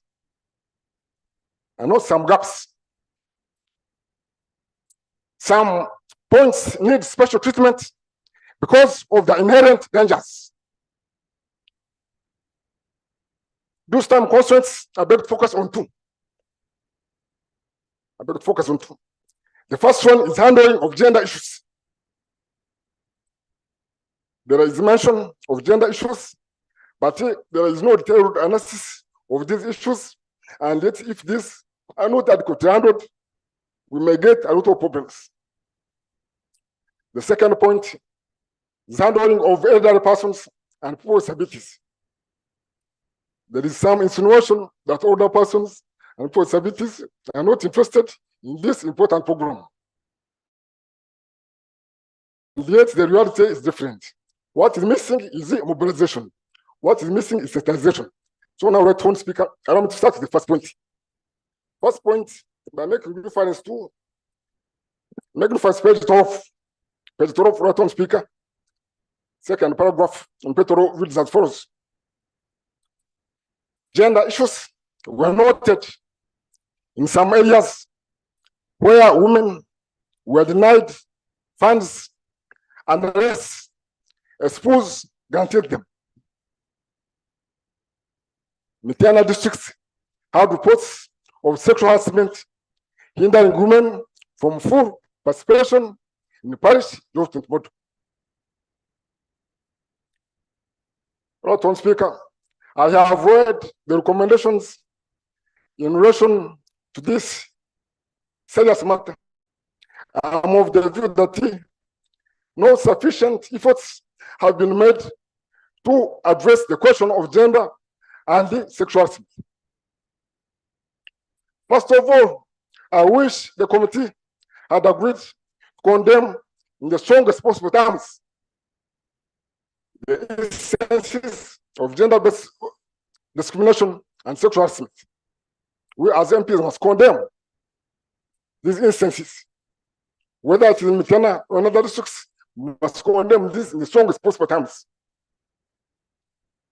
Second, Roton Speaker, and very important, is for us to have a very detailed analysis of gender arising issues. What issues arose from implementation past development model? How does it impact on women? Having done a detailed and comprehensive analysis, we can say we propose this and this be done. Therefore, Roton Speaker, the first request I beg to make this August House is that we ask the Minister of Government, together with the Minister of Gender to work together and carry out a detailed analysis of arising gender issues in the implementation of Paris Development Model. Carry out a detailed and comprehensive analysis, identify the arising gender issues, and come up with solutions to mitigate these challenges. If we are not able to address these issues, there is no way Paris Development Model can succeed. No, it cannot succeed. Second, Lord Speaker, there is mention of sexual harassment somewhere in Kenya. But we do not see a recommendation to the effect that this case, and other cases should be investigated and appropriate action taken. Action taken against perpetrators of the same effect. Action should be taken. We shouldn't just say there was sexual harassment in Vitana, but forget to point out that whoever is involved should be investigated and punished. Speaker, second and last point. Speaker, second and last point. Somewhere on page 11, I would like to quote it. On adherence to quotas for special interest groups. There is a paragraph which reads as follows, and it worries me. It says, the sentence says, all sub-regions indicated that the criteria were not being fully met, especially in regard to the elderly and the persons with disabilities. They said that in some instances, the number of special interest groups enterprise were few. They also point out, and I quote it, for example, in the Podo Parish, in Kobuka districts, persons with disabilities refused to get the money for fear of failure to pay. You have said that people refuse to get the money for fear of failure to pay. You have not told us why we are this scared. Why we are this scared? You have not told us what did you do to address their fears. Now, Lord Speaker, there is a very serious recommendation in relation to the question of quotas.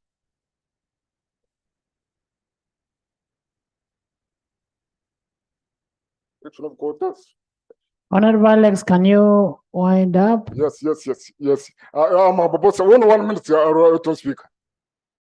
The recommendation says review the practicability of quotas for the special interest groups due to limited implementation, especially for elderly and people with disabilities. They mentioned that elderly persons have no interest in the enterprises development. Lord Speaker, the situation we have been running in our constituencies, meeting possibilities and meeting older persons, is that we have not adequately sensitized them. Therefore, we refuse to agree with the recommendation to review the quotas. I remember some people opposed the quotas, but we told them these quotas are very important for us. We told them these quotas are a constitutional command. In relation to the constitutional provisions on affirmative action. So, Lord Speaker, my point is that before we decide to review the quotas, we should first go and sensitize our people. And in this case, we are requesting the Minister for Government and from Minister for Gender to go on the ground and sensitize older persons and sensitize people with disabilities to embrace this very important program. Thank you. Thank you so much. Honorable members, feel free to make amendments on the report. Good suggestions, not critiquing the report.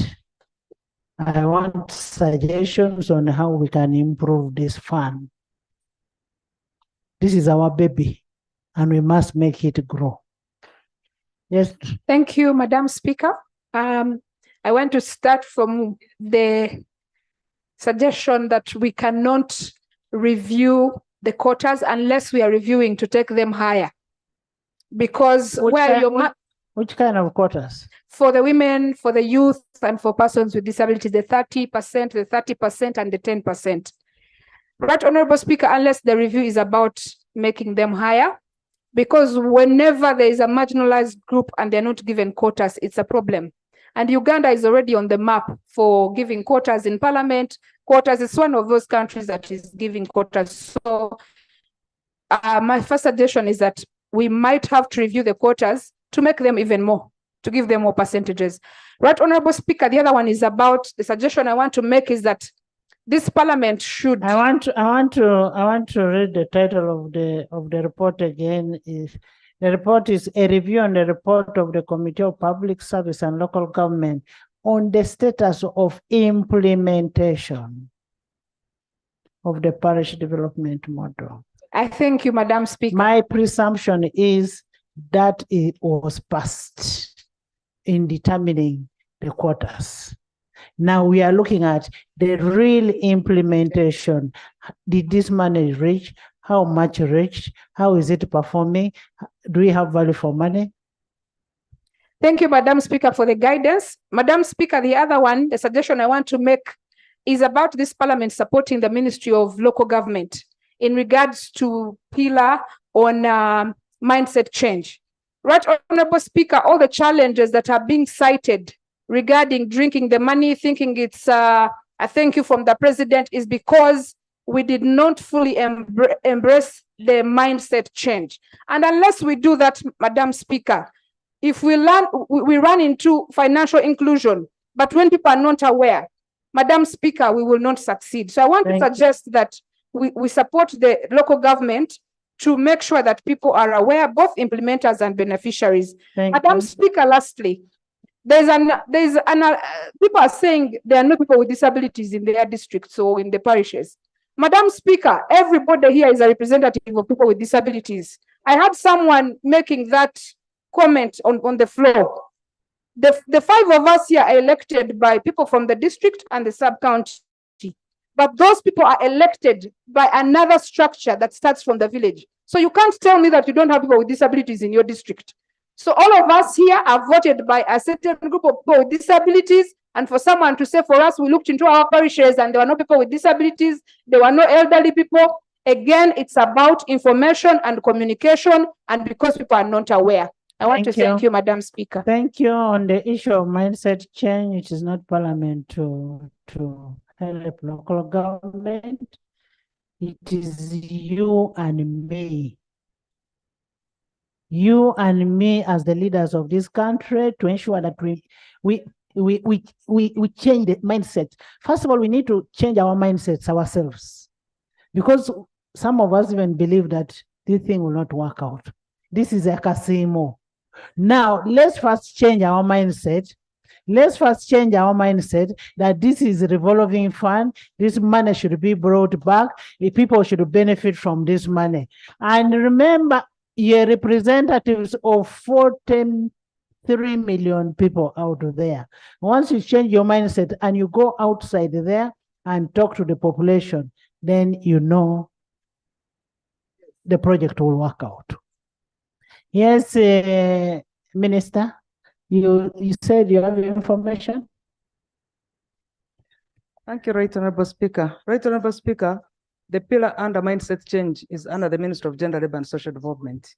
And I've seen in the report making mention of supporting local government to improve on that pillar.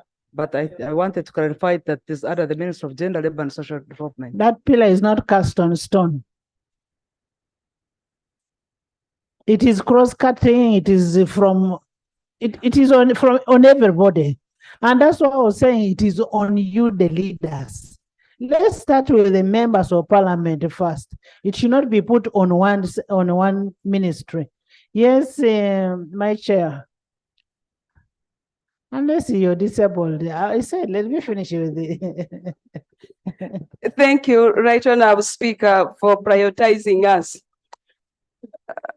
I join the rest in appreciating the report of the committee. My major concern is about the arrears which has accumulated.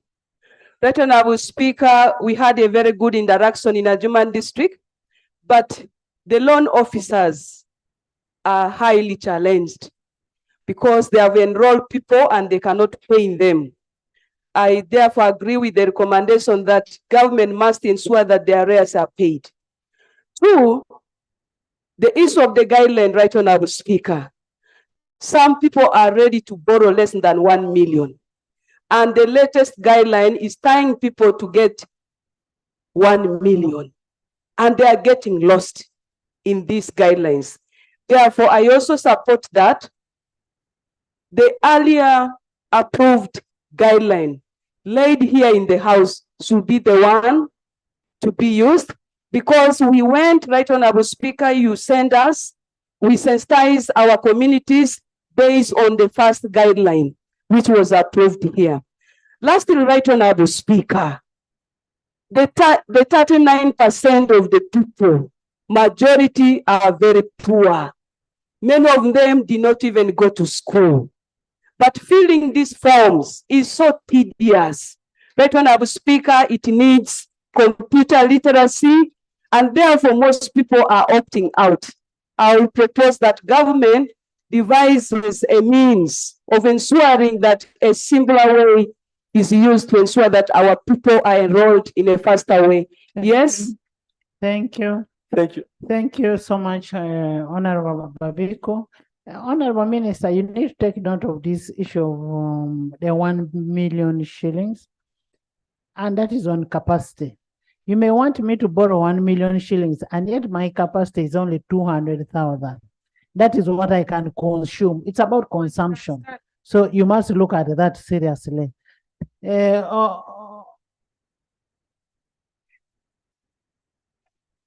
Let me first get a chairperson who is reporting others. Okirore.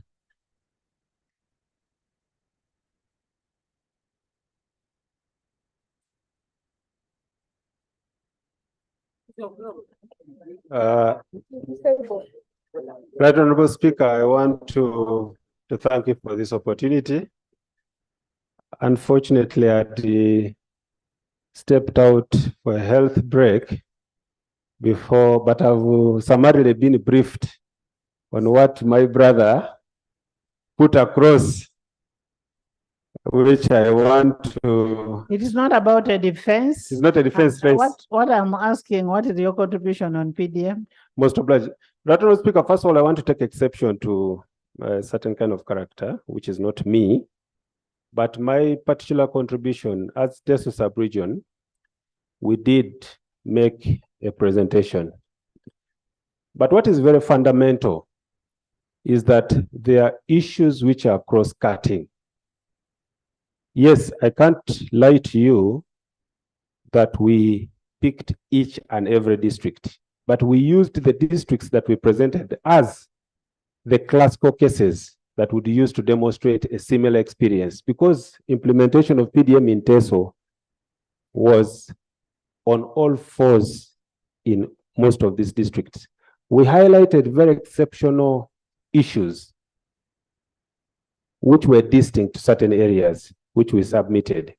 But the biggest challenge that we faced as a region is that at the further north of Teso, in the districts of Amuria, Katakwi, Kapelebiong, the implementation of PDM was hampered by the fact that we did not have a financial institution such as a bank within the vicinity of the people. So what happens is that people have got to trek to the neighboring districts, which goes up to Soroti, in order to be able to access some of this, which we highlighted, Right Honorable Speaker. So, Right Honorable Speaker, Teso was fully, adequately, and effectively represented in the report presented by the chairperson. Thank you so much. Most obliged. Honorable Minister, you may really have to think about mobile banking.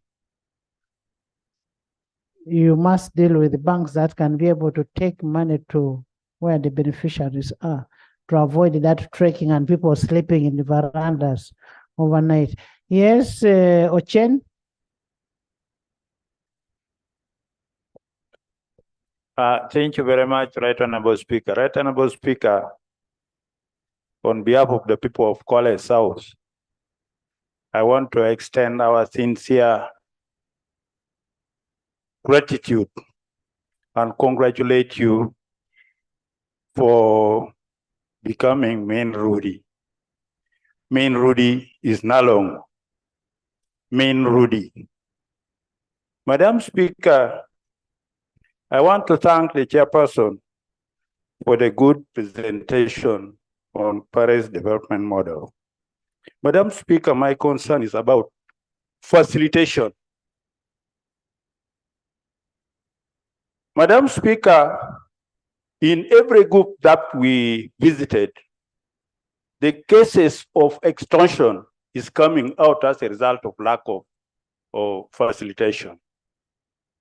And in some groups, actually, the leaders went as far as collecting more than even 10,000 per beneficiaries.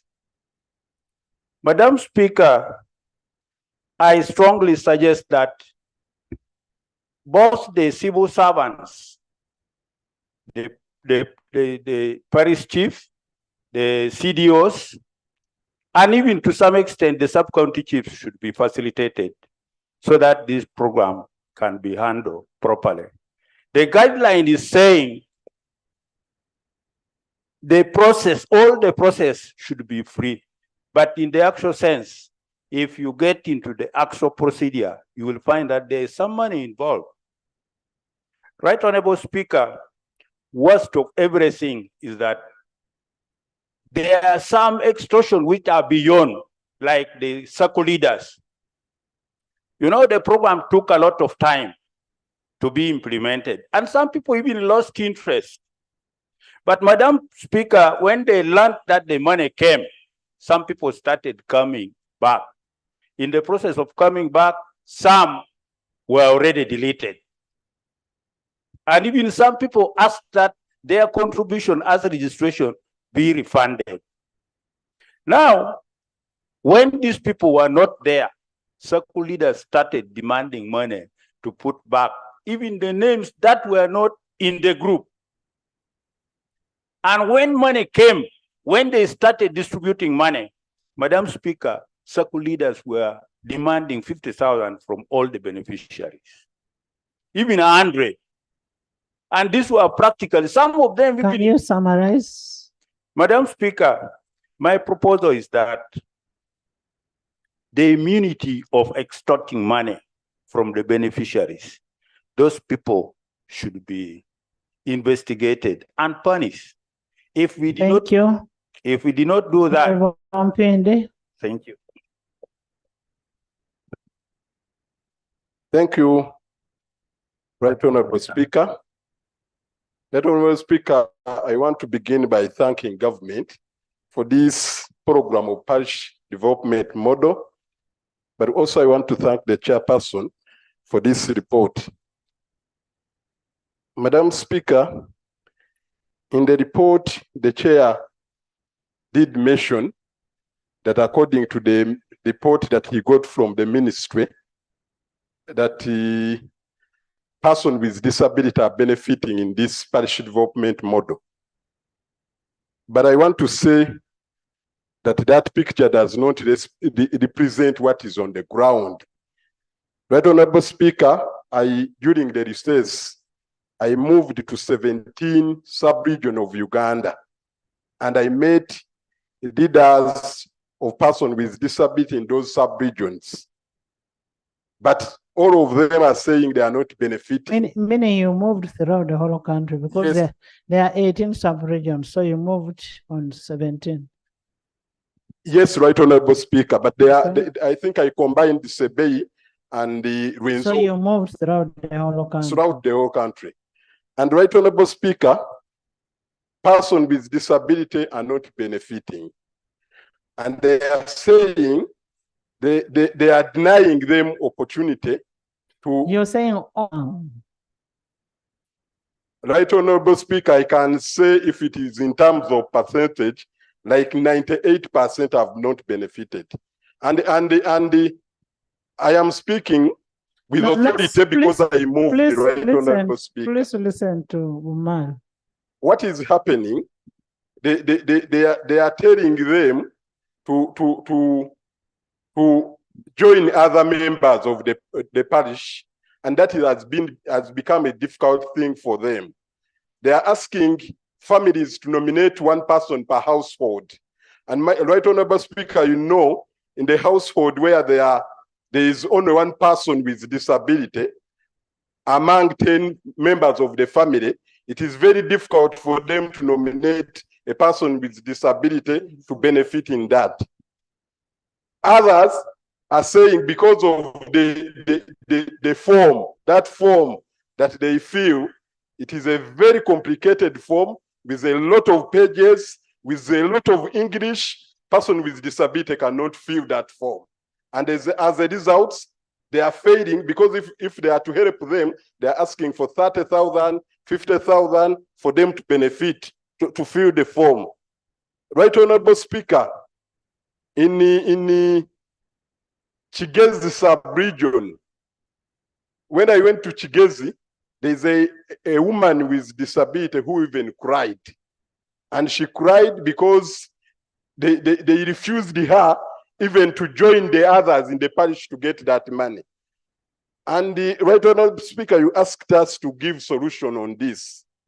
The government gave us 10% of the parish development model.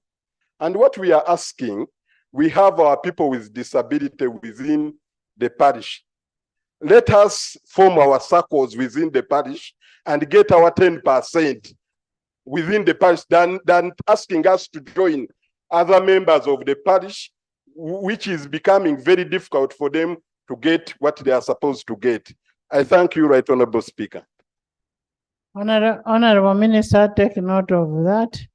In most cases, you don't find people who are not disabled comfortable with those with the disability, whereas those with the disability are comfortable being together with their colleagues. So you need to take note of that. Moroto men, then Moroto women. Thank you, Right Honorable Speaker. Honorable Speaker, I want to thank the chairperson for the committee for the laboratory report. I also want, first of all, to begin by bringing to attention of this parliament, especially Minister of Finance, that Nadunget sub-county exists. It is in Moroto district. And it has 5 parishes with 60 villages. That is one. And then 2, it is also very clear from the reports that almost the entire report is looking at Karamoja sub-region in terms of failures in implementation of this program. It is true that it has been a bit of a challenge because of most of the difficulties that people face in the region. But as leaders, we have tried our best to sensitize, especially on mindset, to inform people that this is a program that is there to transform their livelihood and also to improve the situation in the Karamoja sub-region. The challenge that we face here is mainly on the changes in guidelines, because they're a bit contradictory. Sometimes people are told this, and when they do that, they come back. Then also, they have also been complaining about network. Sometimes they say they are not captured because they never fill the forms because of the difficulties that they face because of the literacy levels. Most of the people are not able to understand, so it takes time for them, and they are forced later to actually compromise, which has become a big of a challenge, because when you fail to meet the demands, sometimes they go an extra mile to even borrow money from money lenders. So by the time they get this money, they have somewhere to take it, and they don't have what to invest in terms of what they demanded for. The issue of 1 million is true. We have situations where 1 million is released and 200,000 is given to actually the beneficiary because he demanded for 200,000. So we ask that question, where does the 800,000 go? That is what we need to investigate as government. We have tried to pursue because people are taken to banks. 1 million is released, the one of the ID who is registered is given 200,000. The 800 is taken. So who pays this money when that time comes? So there are so many difficulties that we need to look into in detail. And then, of course, they also have to reach areas, especially people accessing banks. So it becomes a bit difficult. I'm glad that the speaker suggested that we should also have mobility in terms of access, so that some of these banks can reach out to people so that they are able to get that the resources. So I want to thank government for this program, and we believe that as Karamoja sub-region, we need this money more than other parts of the country, because this is a part of the country that is still at a very low level. And that is why we believe that we can always utilize these resources, and we demand for more. Thank you. Thank you so much. Honorable members, when you hear the report comment about your district, your village, it's not because of being negative, but we want to support you. We want to see how we can uplift you. It is true you're poor, and that is that. So we want to see how the poverty can be reduced. So don't take it negatively. Yes, yes, Moroto. You're not, he's not the chairperson of the. Thank you, Honorable Speaker. The issue was about, in the report, it was about to Nadungeti parish. So when he was saying Nadungeti sub-county. The two are different. Thank you. The chair is the one to clarify, not the member. Oh, I mean, Chair Caucus, don't hijack the microphone. You're our boss, but yes. Thank you, Honorable Speaker, for giving me the platform. Let's have a minute so that so many people speak. Minute. I want to join the rest of the team for thanking God to make you Nalongo. Congratulations. I want to also thank the committee for that elaborate and a detailed report that you've made. And I also want to thank government for the idea of this program. If this program is handled well, it will actually cause a positive change for the people of Uganda. I want to make clarification about the Nadunget parish. We truly have Nadunget sub-county, but we don't have Nadunget parish. Yes, we have Nadunget sub-county and Nadunget town council, but we don't have Nadunget parish. And Moroto district has not received any funding in relation to PDM for Nadunget parish. We have not received any funding. So that is the clarification I wanted to make. Honorable Speaker, I just want to comment on the issue of the continuous poor performance of Karamoja in almost all aspects of development. Honorable Speaker, in relation to PDM, Karamoja region was made the least in terms of orientation and assessment on PDM. Honorable Speaker, I want to suggest that in future for balanced development, government programs should start with the least developed sub-regions so that they're able to pick with the rest of the regions across the country. I also want to comment on the issue of orientation of the parish chiefs.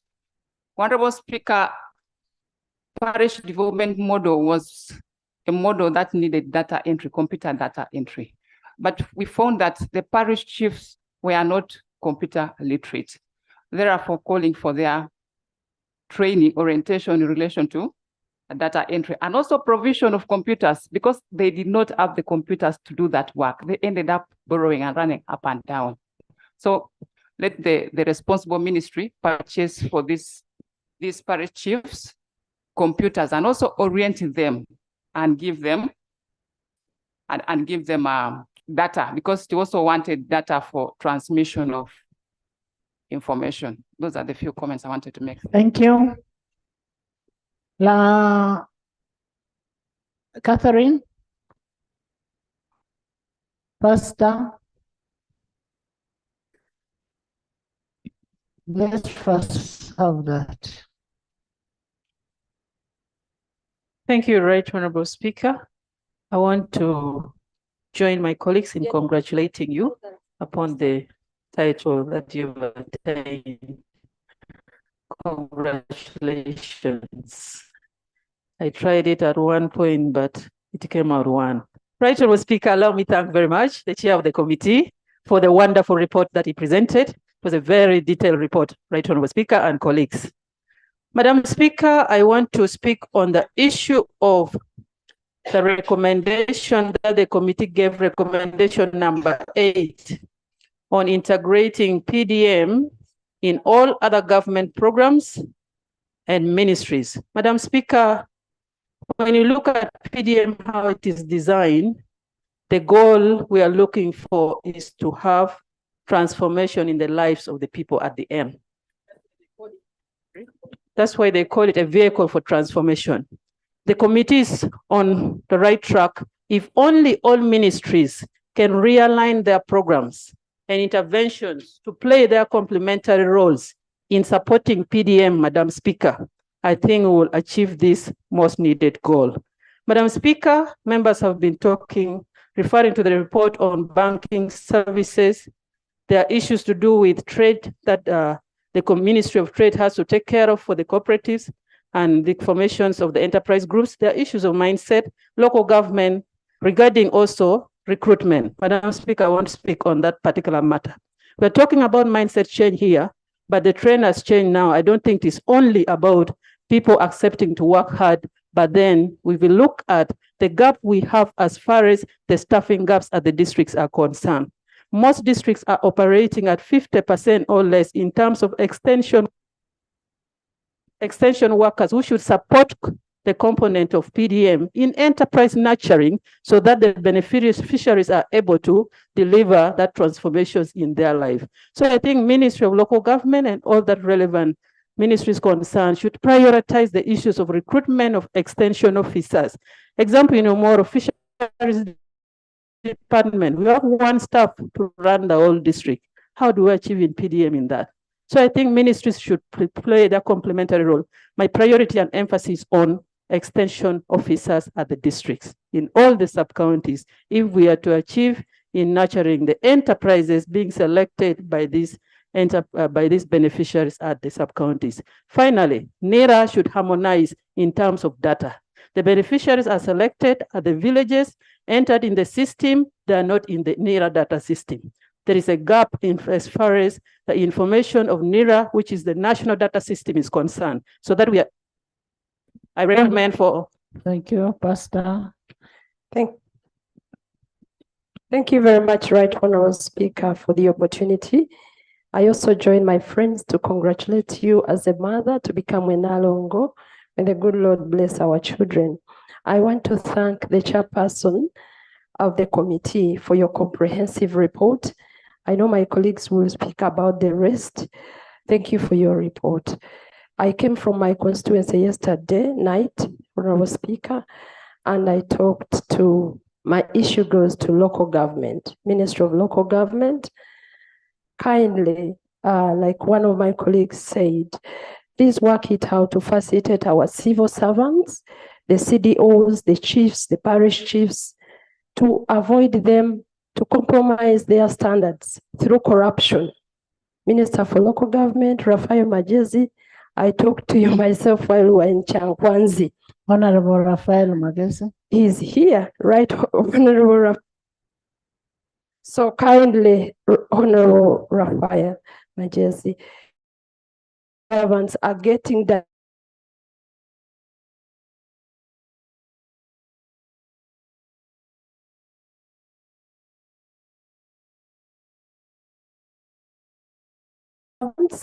Kindly, I know it is affecting somewhere else in the country. Thank you. Thank you, Musa.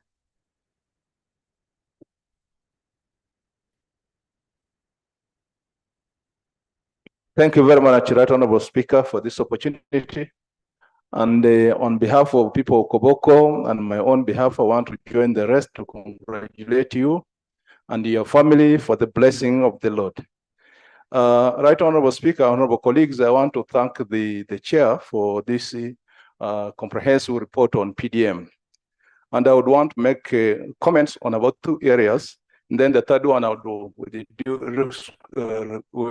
the permission of the chair to make a clarification on the Port-au-Paris issue, where the PWD is refusing to apply for the funds, because that's in my constituency. I want to agree with the chairperson on the recommendation of reconsidering the location of the funds for the Parises. I think that is a constitutional matter. It is in the national objectives and directive principles of the state policy 12 that the government will consider balance. And if you look at the parishes, especially in my constituency, the parishes are so big. I have parishes with over 7,000 people and over 700 households. And allocating this money, getting the beneficiaries, is a big challenge for the parish development committees and the vetting committees, and is actually a source of conflict. I want to agree with the committee that the criteria for allocating the funds should be considered. Secondly, I want to thank the ministry and the government at large for the development of the parish development information management system. I have interacted with that system at the Ministry of ICT and at the district level. The system has inbuilt control mechanisms and is very effective once adopted fully, and it can control corruption. Honorable Minister, I want to thank you. But the system is being failed for 3 reasons. One, the infrastructure to support it. In some of the parishes, you do not have power completely. And the Flora? Cannot. Actually, I'm not the one timing. We are the one, we measure, we say it in a minute. Flora? Thank you very much, Right Honorable Speaker. I congratulate you as well for the band of joy. Blessings upon you and the family. Once again, I want to join my colleagues in thanking the Public Service Committee and local government for a very good comprehensive report. During my oversight visit in my constituency, Butaleja, we observed challenges of accessibility to the funds. Butaleja as a district alone, we don't have any single bank. All our voters have to travel to Mbale to access the money. I appreciate your recommendation, Right Honorable Speaker, about mobile money banking, but even those who can go to the banks. I am not saying mobile banking. Yes. You know, like post bank, mobile banks. Yes. Yeah, mobile banking. It's different from what you're saying. Yeah, thank you so very much for that correction. For those who can access, while at the bank, there's a red tape involved, making them, some of them, be frustrated and having to spend a lot of money for the long journeys and sleeping on the roads or the long queues. So there is need to engage the banks more to provide a very fast tracking service to avoid the red tape. But the other issue we found out is the database issue, the ICT. ICT needs to come in handy so that information is shared effectively and flow of data. Thank you, Sylvia Onen.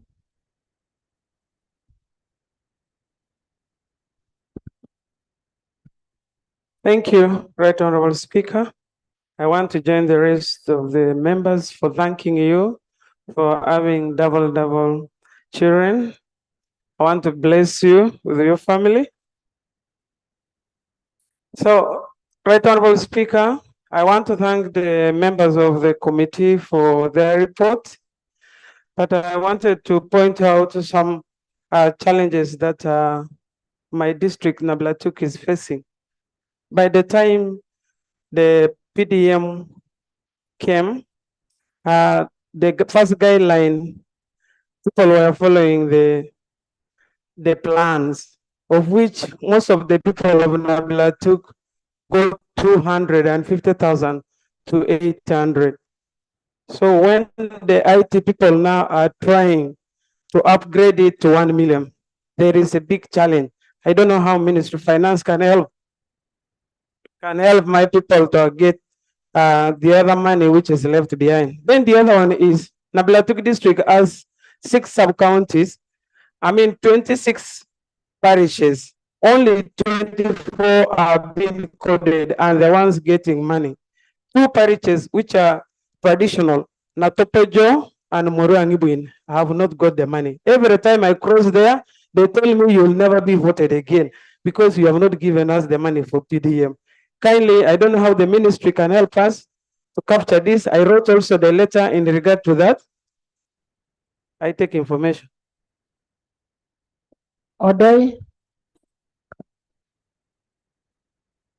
Thank you very Thank much, you. Madam Thank Speaker. you so much. Madam Speaker. Odoi. Thank you so much. Thank you so much, Right Honorable Speaker. I also wish to thank our chair for the good job in the report. Madam Speaker, I want to pick from the objectives of PDM, one of them that is inclusivity. The guideline clearly provides for 30% segment for the youth. If I make a quick reference to even one of the best performing districts like Tororo, it is not even 20%, 15% that the youth from these places have benefited. I remember when the president was launching PDM in Chibuku, he used words like IMAR, calculations, mathematics, Kwan. The youth are asking, where is the mathematics? Can we have 30% segmented for the youth within the parishes? Then we manage it at that level. I believe the youth are there and they can manage this. Thank you. Thank you. Mariam.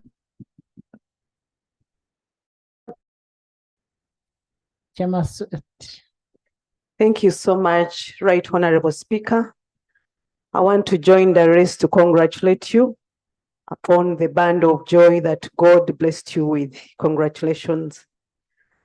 I also want to appreciate the committee for the report, but I want to make this recommendation in addition to what the colleagues have said. PDM is a very good program, and its aim is to help the 39% to also join the money economy.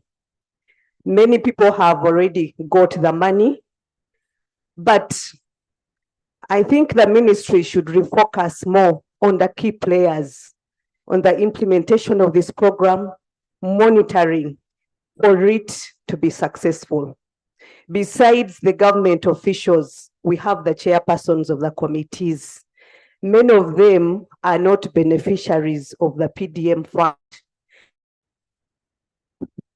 During my interaction,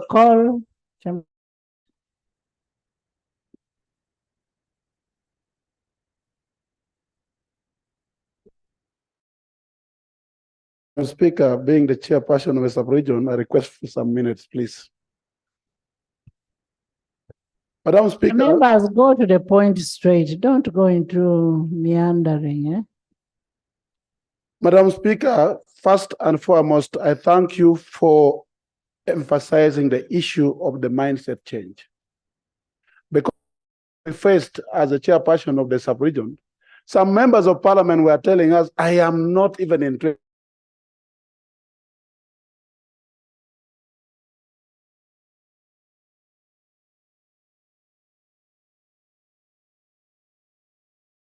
on the councillors, the religious leaders, and the cultural leaders to be speaking the same. We are not going to succeed because enterprise selection is failing because the minds of the people is not changing from up to down. People cannot utilize the money because their mind is not changed. They cannot request for 1 million when their mind is still set at 20,000 in poverty. And therefore, there is no way you are going to succeed in this particular program if we don't start by the leaders. The leaders can give what they have. If you don't have a shirt, you can't give a shirt to somebody else. So we have to start from the mindset change, and that is a key pillar. I wish Honorable Minister Raphael Magezi was listening other than being on WhatsApp.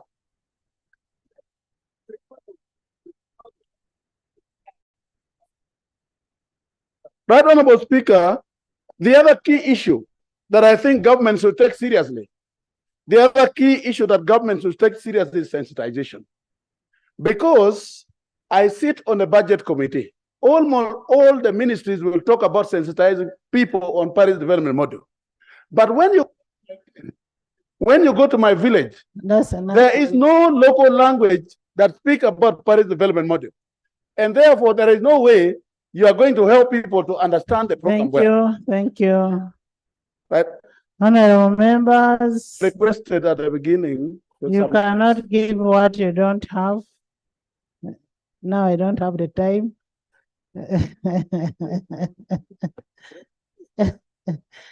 Honorable Chemaswet. Thank you, Madam Speaker. Rukungiri, Napach, Napak.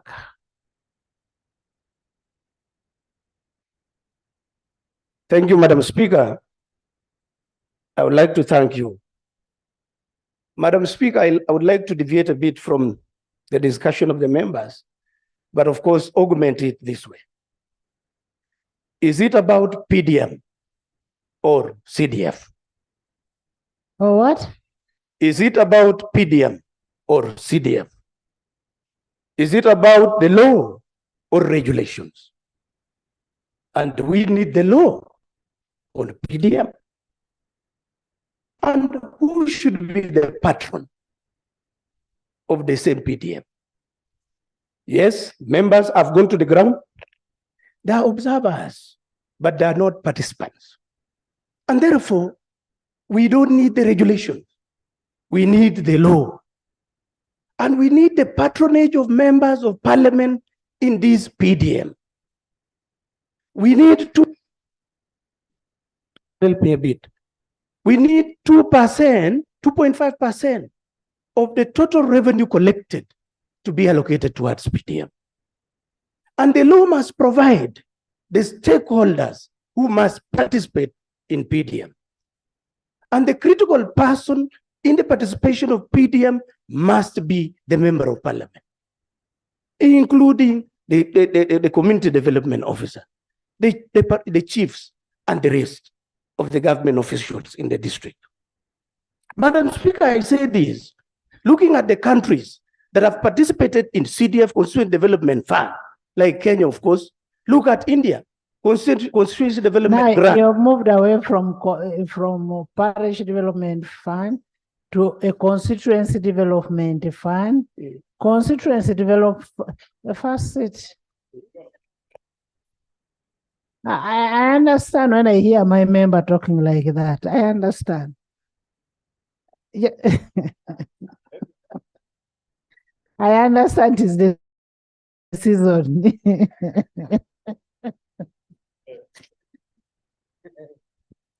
Honorable members, we are talking about a parish development model, a revolving fund that was given to different parishes in the country as a government initiative to try to eradicate poverty. And why it is at 39% because of the money that we have. We are not talking, and we have said as members of parliament, you're directly involved. You are the leaders. You are the ones, you are the voice of the voiceless. Even when you're discussing about PDM here, you're involved. When we talk about mindset change, you are involved. You are the one supposed to do this. So the issue of CDF is different from PDM. The CDF, we shall discuss it somewhere, not here. Okay? For now, let's discuss the PDM. Thank you, Madam Speaker. What compelled me to do that, and I appreciate really the effort that you have, the advice that you have given me on the question of PDM. I was only trying to look at it this way, that it is only a replica of CDF in other countries. No, it is not. It is not. It is not. Honorable Polot, you went for benchmarking on CDF. Can you give us information? Just give him information. Honorable, I thank you, Right Honorable. I would like to inform my colleague is the word is clear. Parish and the constituents are two different things. This is from government direct to the parish. And with the constituency fund, it would be at the leadership of the constituency MP and a development fund committee.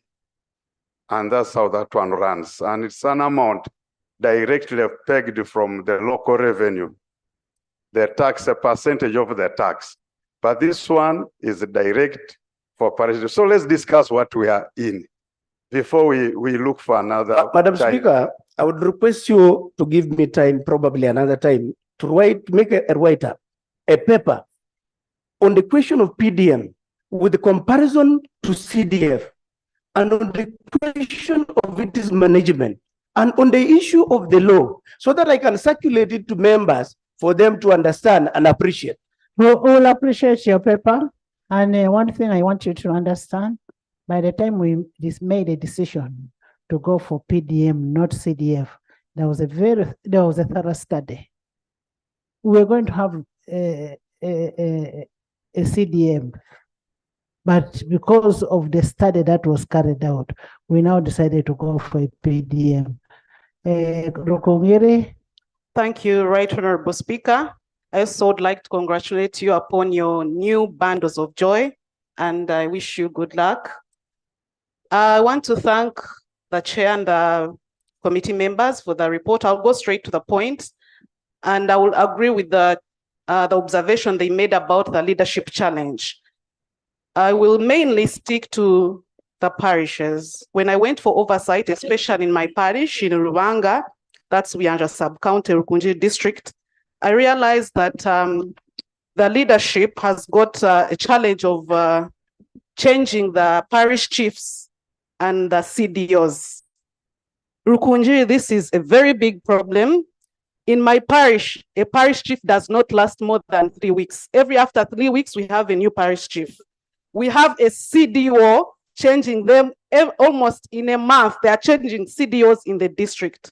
When you ask them, they say that maybe they are incompetent. If it is incompetence, why don't they remove them? Why change them to different parishes and then different sub-counties? This hinders PDM. And when the new parish chiefs come, they say that maybe they've not received the forms, the reports of the members, and it is delaying disbursement of these funds. I kindly ask you, the minister, please look into this, liaise with the cows so that they can stop this challenge. Thank you. Thank you, Right Honorable Speaker. I also join colleagues in congratulating you for getting twins. Right Honorable Speaker, these are my comments on the report that has been tabled here. Now, one, on overcrowding of banks, this is my suggestion, that if only the banks can communicate to the beneficiaries how many beneficiaries they are able to handle that particular day, because that will avoid beneficiaries leaving at dawn, coming to the banks, and then they stay there, they spend a long time there, and then they leave very late, because that money should also be protected, because it can be easily grabbed in the night. Right Honorable Speaker, many of our beneficiaries don't know English, they don't speak English. So I do not know what progress government has, reached in translation. Then lastly, Honorable Speaker, there are parishes that got less money. What is government doing? I thank you, Right Honorable Speaker. Thank you so much.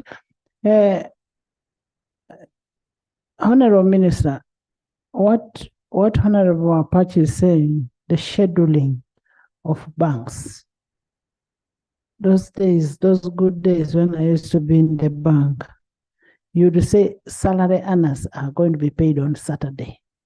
You work extra hours for you to be able to serve these people.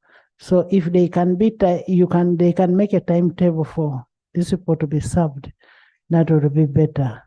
Calling them may not be easy, because if you get somebody from Nadunget deep down there, I may not even be having a phone. Get somebody from Karenga. The network may be bad. So it may not be easy for you to get that person. So can I have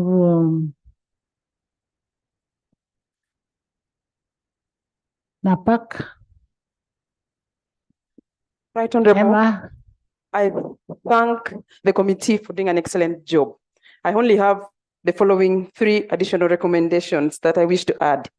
1, that the PDM Secretariat spearheads the harmonization of guidelines and the numbers so that before they are issued to the public, there is one source of information to the public so that we don't have different numbers and different guidelines. Number 2, on the issue of the non-existent parishes, I propose that the Ministry of Local Government does a physical verification of all the parishes in the country, because the number of 9 might not be exact. And then other government programs could also be affected besides the PDM. A physical verification will do this country justice. Number 3, that the government chooses the other alternative of paying those districts that cannot have a bank. Thank you, Right Honorable. That the government considers an alternative method of paying those districts that cannot attract a commercial bank. The commercial banks might not see economic sense putting money to a distant sub-county or distant parish, but there we have local government structures. It's okay to also risk and pay through those ones where there is no commercial bank. Thank you. Thank you. And maybe the other one would be the Minister of Local Government together with Minister of Finance should harmonize the inconsistency on the difference of 886 million that is missing. Yes, Emma? Thank you very much, Right Honorable Speaker. I want to join my colleagues to congratulate you upon being a Nalongo. I know as a mother, to have them is not easy. It's not a cheap thing. May God bless you. It's about serious That's work. why you should release me to leave early. For real, for real. I want to thank the chairperson of the committee for the detailed report. And to go straight to the point, I want also to put it across that when you look at most of the areas, the regions, let's talk of the mountainous areas. For example, Sibei, maybe Kabale, Hoima. I guess the greatest challenge is to do with money. So I want to support the idea that the Right Honorable Speaker has put forward on introduction of mobile banking. I know it will help the old, the people who cannot speak English. If services are brought closer, the queues at the bank will be reduced. For the district that I come from, that's Queen. To be real, we don't have a bank. So I would be the #1 person to request that the mobile banking system is put in place so that the PDM can be an effective project tomorrow. Thank you. Sana. Thank you.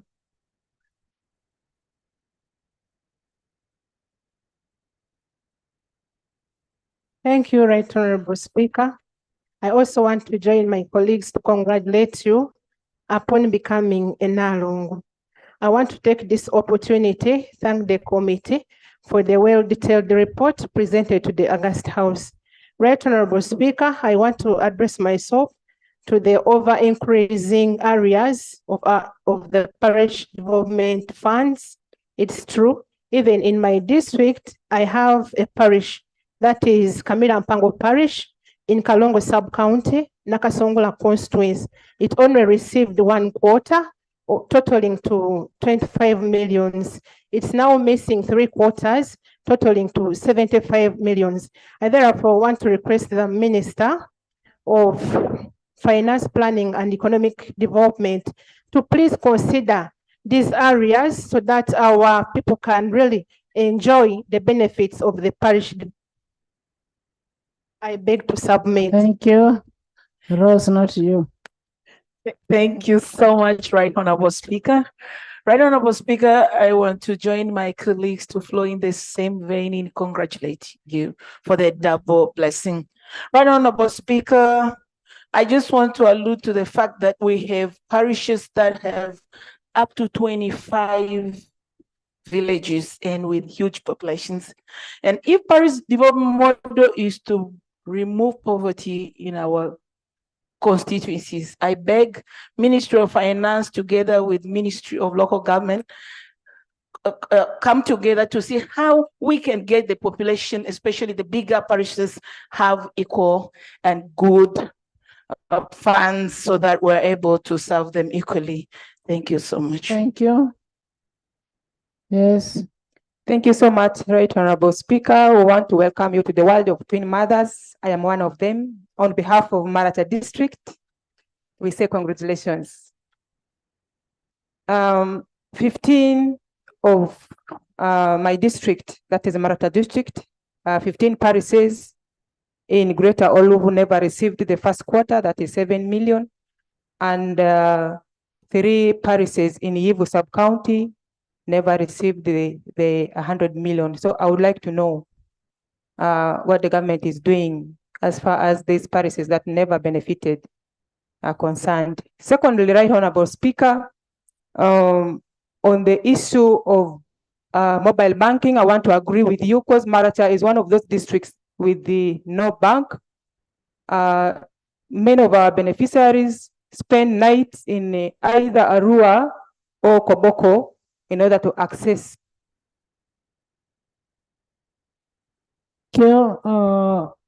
Achiro, I'm looking at people who rarely speak. There is a Saba there. Thank you very much, Right Honorable Speaker. And allow me to congratulate you upon your double blessing. May God protect you and the children. Right Honorable Speaker, I want to seek for clarification from the Minister concerning Gorokang and Omeda. We've written letters concerning these 2 parishes in Pade District, which is in Acholibu sub-county.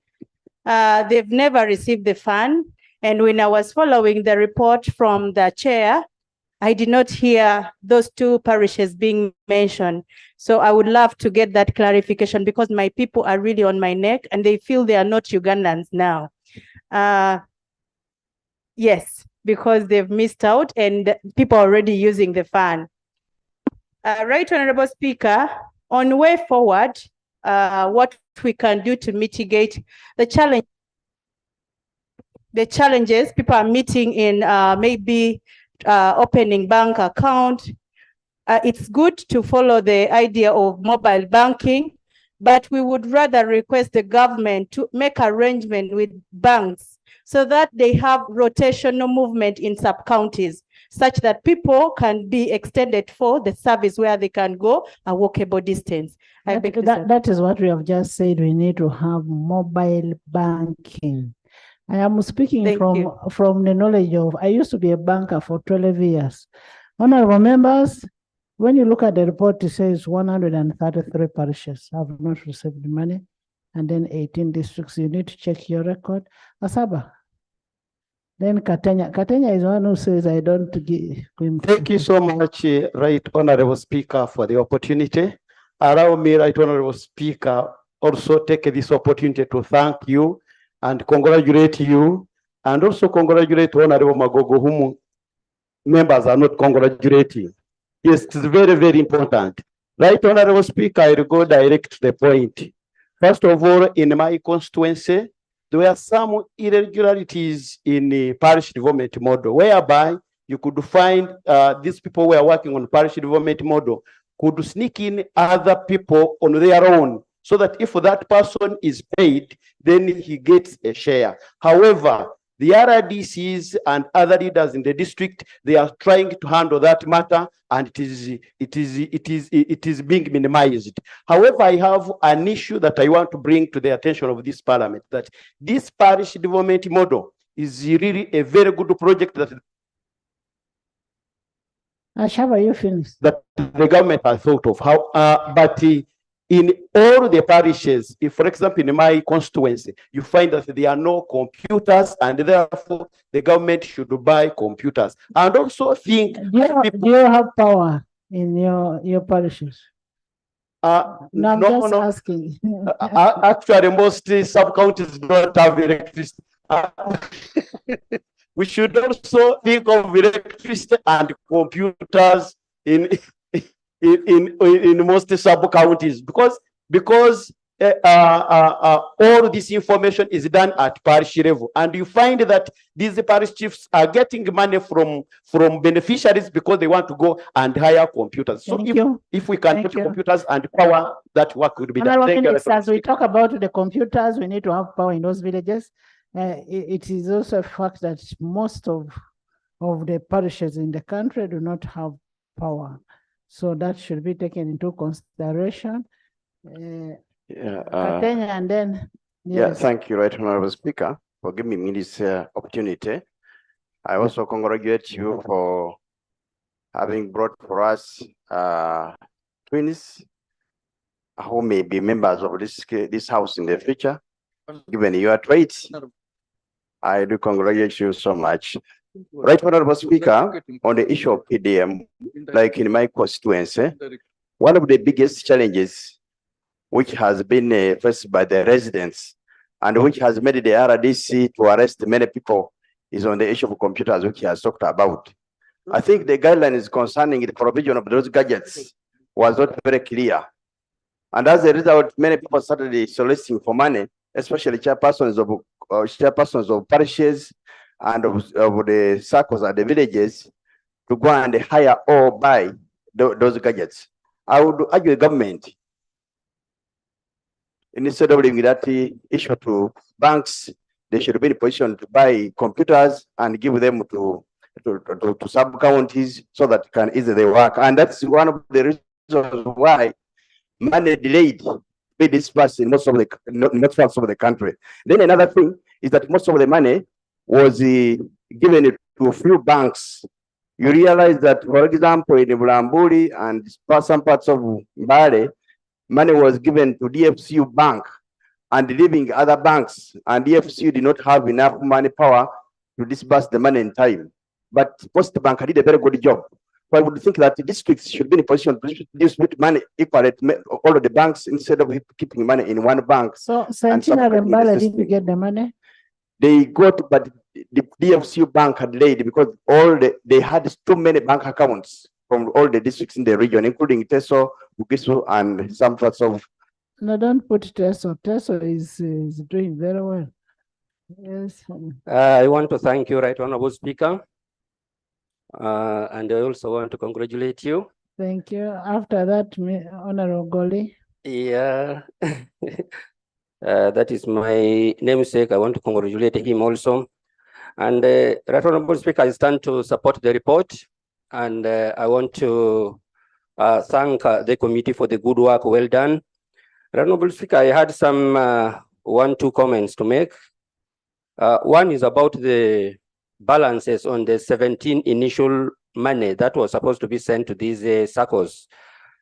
In fact, the report clearly mentioned it, and I wonder why Ministry of Finance up to now has not sent that money to the circles, the 17 million in full, and they are still holding that balance. I think we should really, through you, Parliament should really urge Ministry of Finance to send that balance. Secondly, Right Honorable Speaker, the report made mention of figures, different figures from Ministry of Local Government and Ministry of Finance, as the chair was presenting. I wonder why that was there, the discrepancies, because if the ministries are all working on the same figures, why should they be different? That means really they are not coordinating or harmonizing their figures. I think that should also be corrected. And I think the issue of mindset change will be taken seriously to avoid wastage. And lastly, facilitation, especially to the parish priests, to the parish chiefs, Right Honorable Speaker. That facilitation should really be really taken seriously to avoid temptations and corruption. Otherwise, those are the people directly working with those circle groups. And that's why I think we are hearing the issue of getting some little money from the circles and so forth. So if they are well facilitated, I think we shall avoid that. Thank you. Thank you, Honorable Minister. You need to handle the issue of the balance of the 17 million. And that was supposed to be the initial amount to be paid. We don't know why it's outstanding. Patrick, you'll not talk. Let's have Honorable Goli. Patrick, you sit. Lee, sit. Thank you very much. Right Honorable, I also take the opportunity to congratulate you for joining the family of twins, because I'm one of them too. You're welcome.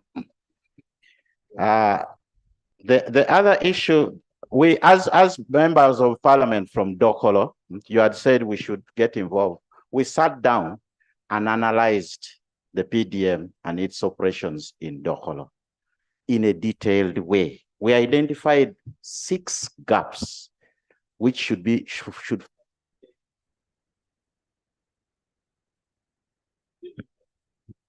we identified 6 gaps, but given the time challenge, I would want to mention one major one. The parish model is designed in such a way that only government provides the resources. It should be designed in such a way that it attracts so many people to invest into this process. If government invests 1 shilling and you have designed it very well, you will attract 9 shillings on top of that. For example, we have not involved for the private sector so that we are able to consolidate the products which we are producing. You are doing it small by small, small by small. There will have a challenge where we will have no marketing process.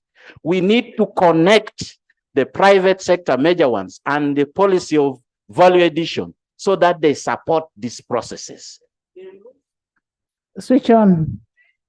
They will also help relieve some challenges which we are having. For example, we have the pillar of training and so on, which is not there. But the private sector will support you in that training because they have a challenge of who can help them produce. So if government has given this money, then we can build on to that. The other issue is groups. In Dokolo, we found out that if you look at a circle, which is you are giving 100 million. This 100 million, then you give individuals 100 million, 1 million, 1 million. They cannot use it properly. You need to choose few enterprises so that the power of group management will not allow them misuse that money while they are connected to a market. So you go on like that, like that. Karamoja would be the easiest actually, because they live in manyatas. Now, when you live in a manyata, there's a product they clearly know, which is to do with cows. The issue which should be done, connect them with a big, good buyer of beef, then come and work on the issues collectively. Honorable Pair, this is not a national theater. Eh? Yes. Connect them so that you are able to say in a manyata, get a solar powered pump for water, put feedlot, get better breeds of cattle so that you are able to produce good quality beef. And Karamoja will be the one to provide us this beef. You go step by step, you have to work on pasture. Like Karamoja, they stay in manyatas, but the whole of that land can be used to develop pasture. Thank you. Apea. Paper. We have written the paper. You know? Apea, you've written the paper. You can. I actually gave to. Okay. Apea, Avuru. Mujungu, you're back. Then we can have Mujungu. Thank you, Right Honorable Speaker, and apologies that I'll be talking while sitting because I'm indisposed. I want to in a special way thank you. You're struggling for a chair of disability with the disability. Thank you, you better recover. Right, thank you, Right Honorable Speaker, and I want to thank you for saving my life.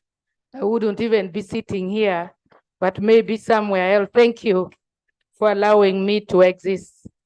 I want to add my voice on the effectiveness of PDM. I've heard ourselves and colleagues talking about the money. We want to thank government for giving us the money. But how are we going to help our people use this money to achieve its ultimate goal? My honorable colleague Ogwal has mentioned it all. My contribution is one, that I would want to hear what the Ministry of Local Government, in collaboration with Ministry of Trade and Ministry of Agriculture. Money has gone into communities and communities have made the best use of the money. But after next year, what next? Where is Ministry of Agriculture in mobilizing communities, in selecting the right enterprises? And where is Ministry of Trade to link up these enterprises in our different parishes to the market? So that the next time we are coming back here, we are coming to give how much revenue our different parishes, sub-counties and districts have contributed. I think that is the discussion that we needed to be having after money has already reached the few hands, before we even start thinking about who has not got and who has got. The impression we have left in the community is that this money is actually meant to be. Thank you. Avuru Mujongo, the Minister. Thank you, Right Honorable Speaker. Right Honorable Speaker, I also want to address my mind to the effectiveness of the parish development model. And I want to particularly single out to speak about in areas of sustainability of the program. Right Honorable Speaker, a couple of us here have spoken about the operational challenges. Money has already gone in our communities. The beneficiaries are now using the money. But we must be asking ourselves, how sustainable will this program be? And because the money in some circumstances has already delayed, and therefore, most likely it's going to be, there's going to be diversion, and therefore a challenge in repayment. That must, the ministers concerned, 1 minute, must now begin to address our mind to the sustainability of this program, how best we can recover, and how we should be mobilizing the beneficiaries who have now received the money and utilize them, and soon are going to recount the gains from this disbursement that they've received, by encouraging them and promoting the saving component, so that as other people are waiting, within the circles, they can mobilize savings and address the poverty challenges of the people in our community, while government pool resources to serve the other people remaining. Without addressing our mind to the issue of repayment and savings, we may not recount or get the gains of the effectiveness of parish development model as intended. That, I thought, is something that we must now begin thinking of, since the money has gone in the community. Thank you. Mujongo. Thank you, Right Honorable Speaker. Right Honorable Speaker, like my colleagues, I want to congratulate you for God's blessing in making you Nyabahasa. Nyabahasa means no longer in my region. Secondly, I want to appreciate the comprehensive report by the chair. Right Honorable Speaker, I want to report that much as the report has indicated many challenges, and one would say there is a lack of facilitation for this, lack of facilitation for that, I wanted to propose to the minister that they should prioritize provision of data for the processes to be facilitated at the parish level. Well, that's a major impediment for beneficiaries to access the money. Secondly, Reverend Speaker,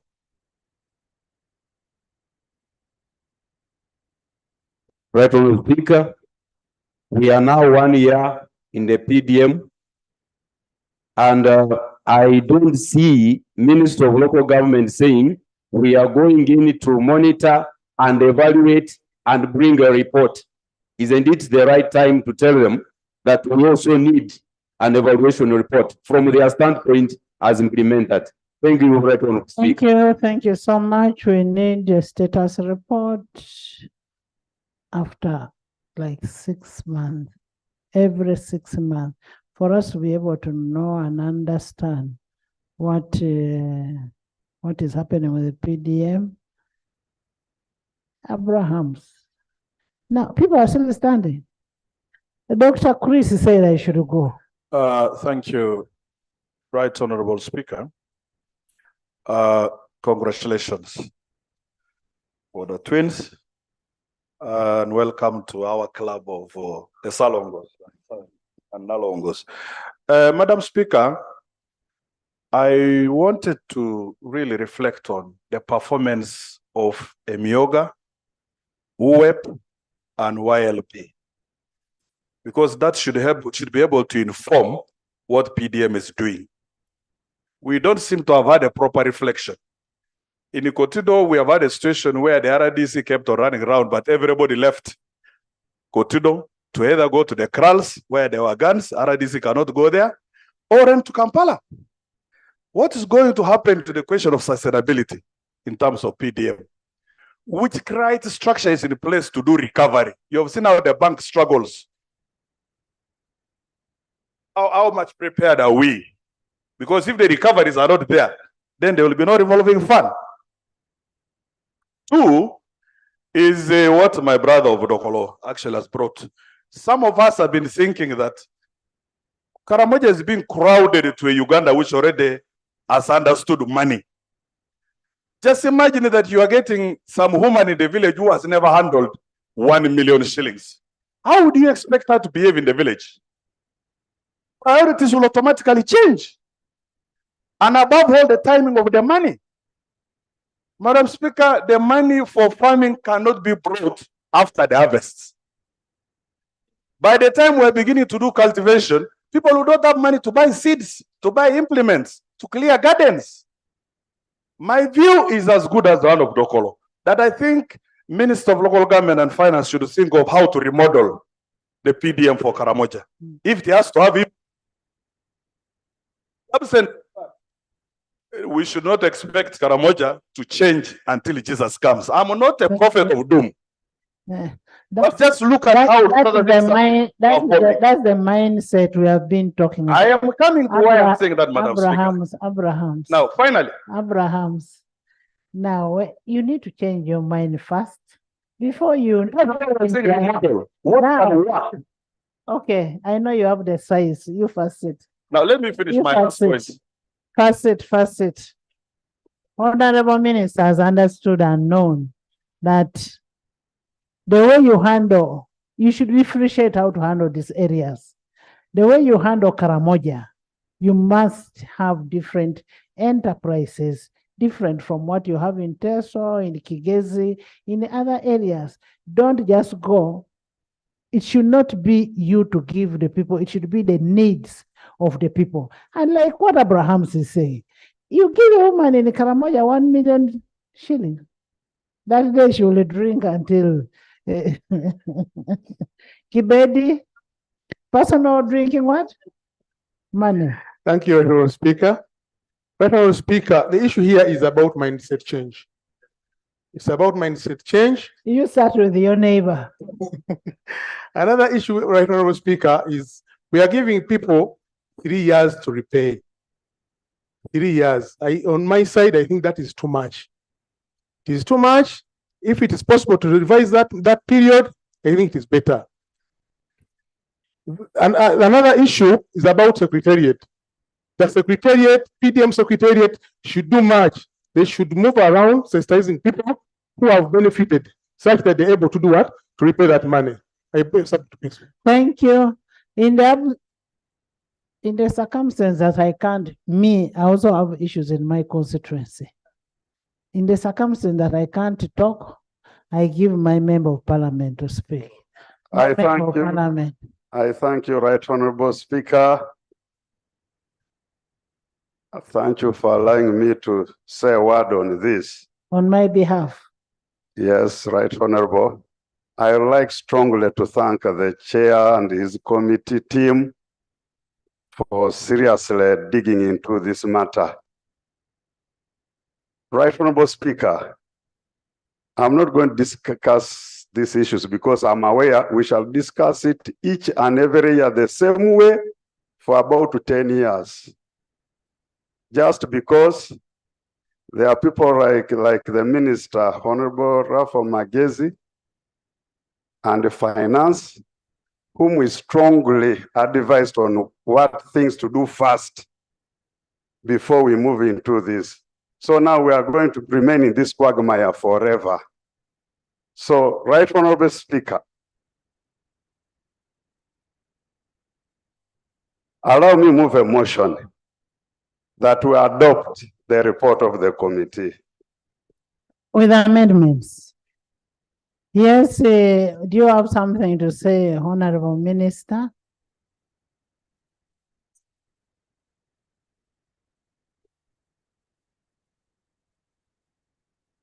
Thank you very much, Right Honorable Speaker. And Honorable And first of all, Honorable Minister, before you speak, all this that has been seen is to help us grow. Absolutely. We are not blaming you. We are not blaming finance. We are looking at how best can we work. How can this project work better? Right Honorable Speaker, let me start by thanking the committee. My chairman, Honorable Mapenduzi, and the members, thanks for a good job done. Secondly, allow me to thank you, Right Honorable Speaker, and the honorable members for the most valuable comments you've made on the report. They are adding value to PDM. You are helping us to improve this program. And I want to take all the comments made in good faith because they are adding value to this program. Right Honorable Speaker, I can't stop without thanking members of parliament for a good job done in your constituencies. Remember where we came from. At some time it was like, this is an impossibility. The comments were totally difficult to bear, but you can see things are moving. PDM is gaining ground here and there. And when I heard my brother Honorable call, say, but Majesty, you're on your phone. I was actually getting you the right figures of as of now. The figures of PDM disbursement as of now. Let me give you the example, Right Honorable Speaker. Under KCCA, the report says we've done nothing. As I speak as of now, maybe a few minutes ago, 7.8 billion shillings has already been disbursed to beneficiaries. 7,385 households, bearing about 71% performance in Kampala. A big improvement. I was listening to comments on Karamoja, and quickly I saw, because we have a tracker system in the Secretariat, and the figures you're getting, this question of why the figures are different, local government, finance, even what I'm saying now, after 2 hours, things are a little different. But I was looking at Karamoja, the issue of Karamoja, Right Honorable Speaker. Things have changed between the time the report was compiled and as we speak now. Let me give you a few examples. When you look at the districts which have already scored 100%, they include Napak, already at 100%. And I'm talking of 107 districts are already 100% disbursement. So many of them are, you look at Moroto actually, the municipality is also above it, it's above 98%. Amudat, 100%. Abim, 89%. Nabila Tuk, which the member was pointing out, is 45%. When I look at the poor performing districts as of now, as of today, it's not Karamoja. When you're giving us those figures, give us the figures of disbursement versus recoveries. the percentages. So don't just be happy that you have given out the money, but also be happy that we are recovering to be given out again. Thank you. Right, Honorable Speaker. Of course, after 2 years, because the beneficiaries do not pay back until after 24 months. And then after that, they are given another 12 months. That's why we're saying you have 36 months to pay back. But looking at the 4 lowest performing districts, we're talking of Namisindwa, 27%, Sironko with 26%, Moyo with 21%. In Karamoja, we're talking of Kabong, which we need really to put some bit of emphasis on. And that was because of the distance to the bank and so on. So I really think we are gaining ground. Right, Honorable Speaker, on the issues, other issues, which just briefly, the issue of the guidelines, we have taken note of your comments. We're going to make sure that when I come back, we have the fresh guidelines printed and distributed to the population. I've taken your advice on the banking, and the parishes, some are big, some are missing. I want to give you the assurance by the time I come back, you'll have a full report on these parishes. We talk of parishes which are coded, meaning those which are gazetted by the Ministry of Local Government. There are 10,594. In some districts, the district council passes the proposal to create new parishes. That process is not ending. They don't think that has ended. So what happens to those other parishes which must come on board? We'll have time somewhere in 2024 to go back to cabinet so that they lift the ban on creation of new administrative units. And we see, especially for the administrative units, the parishes which were already created by the sub-counties. You want to do what? I'm hearing the voice of merge them. We'll come back to this. You But the point I'm making, you first operationalize the ones you created.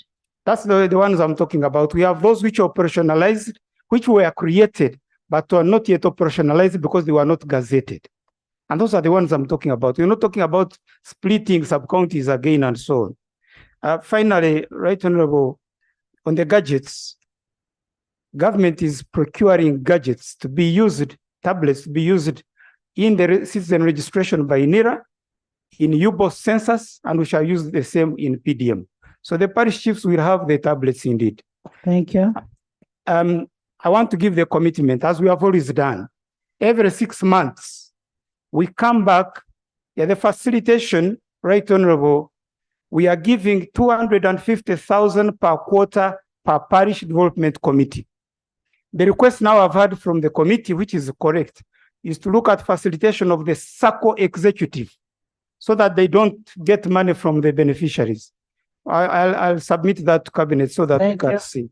But we shall give a comprehensive report, as we have always done, every 6 months. And we are coming back mid-December so that that report answers all the questions you have raised in this report. I thank you, honorable members. Thank you, Right Honorable Speaker. Honorable members, you've heard the amendments.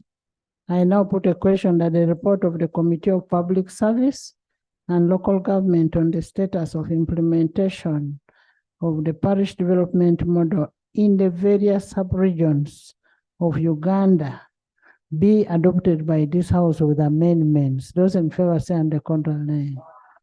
The ayes have it. The clerk will get the resolution of the resolutions and forward it for implementation. Before we go anywhere, Honorable Magesi, we extended the term of office for LOC1s. Can you come back to this house and give us a report on the way forward? Because we are aware the term expires in January. Thank you, Right Honorable Speaker. Right Honorable Speaker, it is true. We extended the term of office of the LOC1s and LOC2s and the women councils up to 10th of January 2024.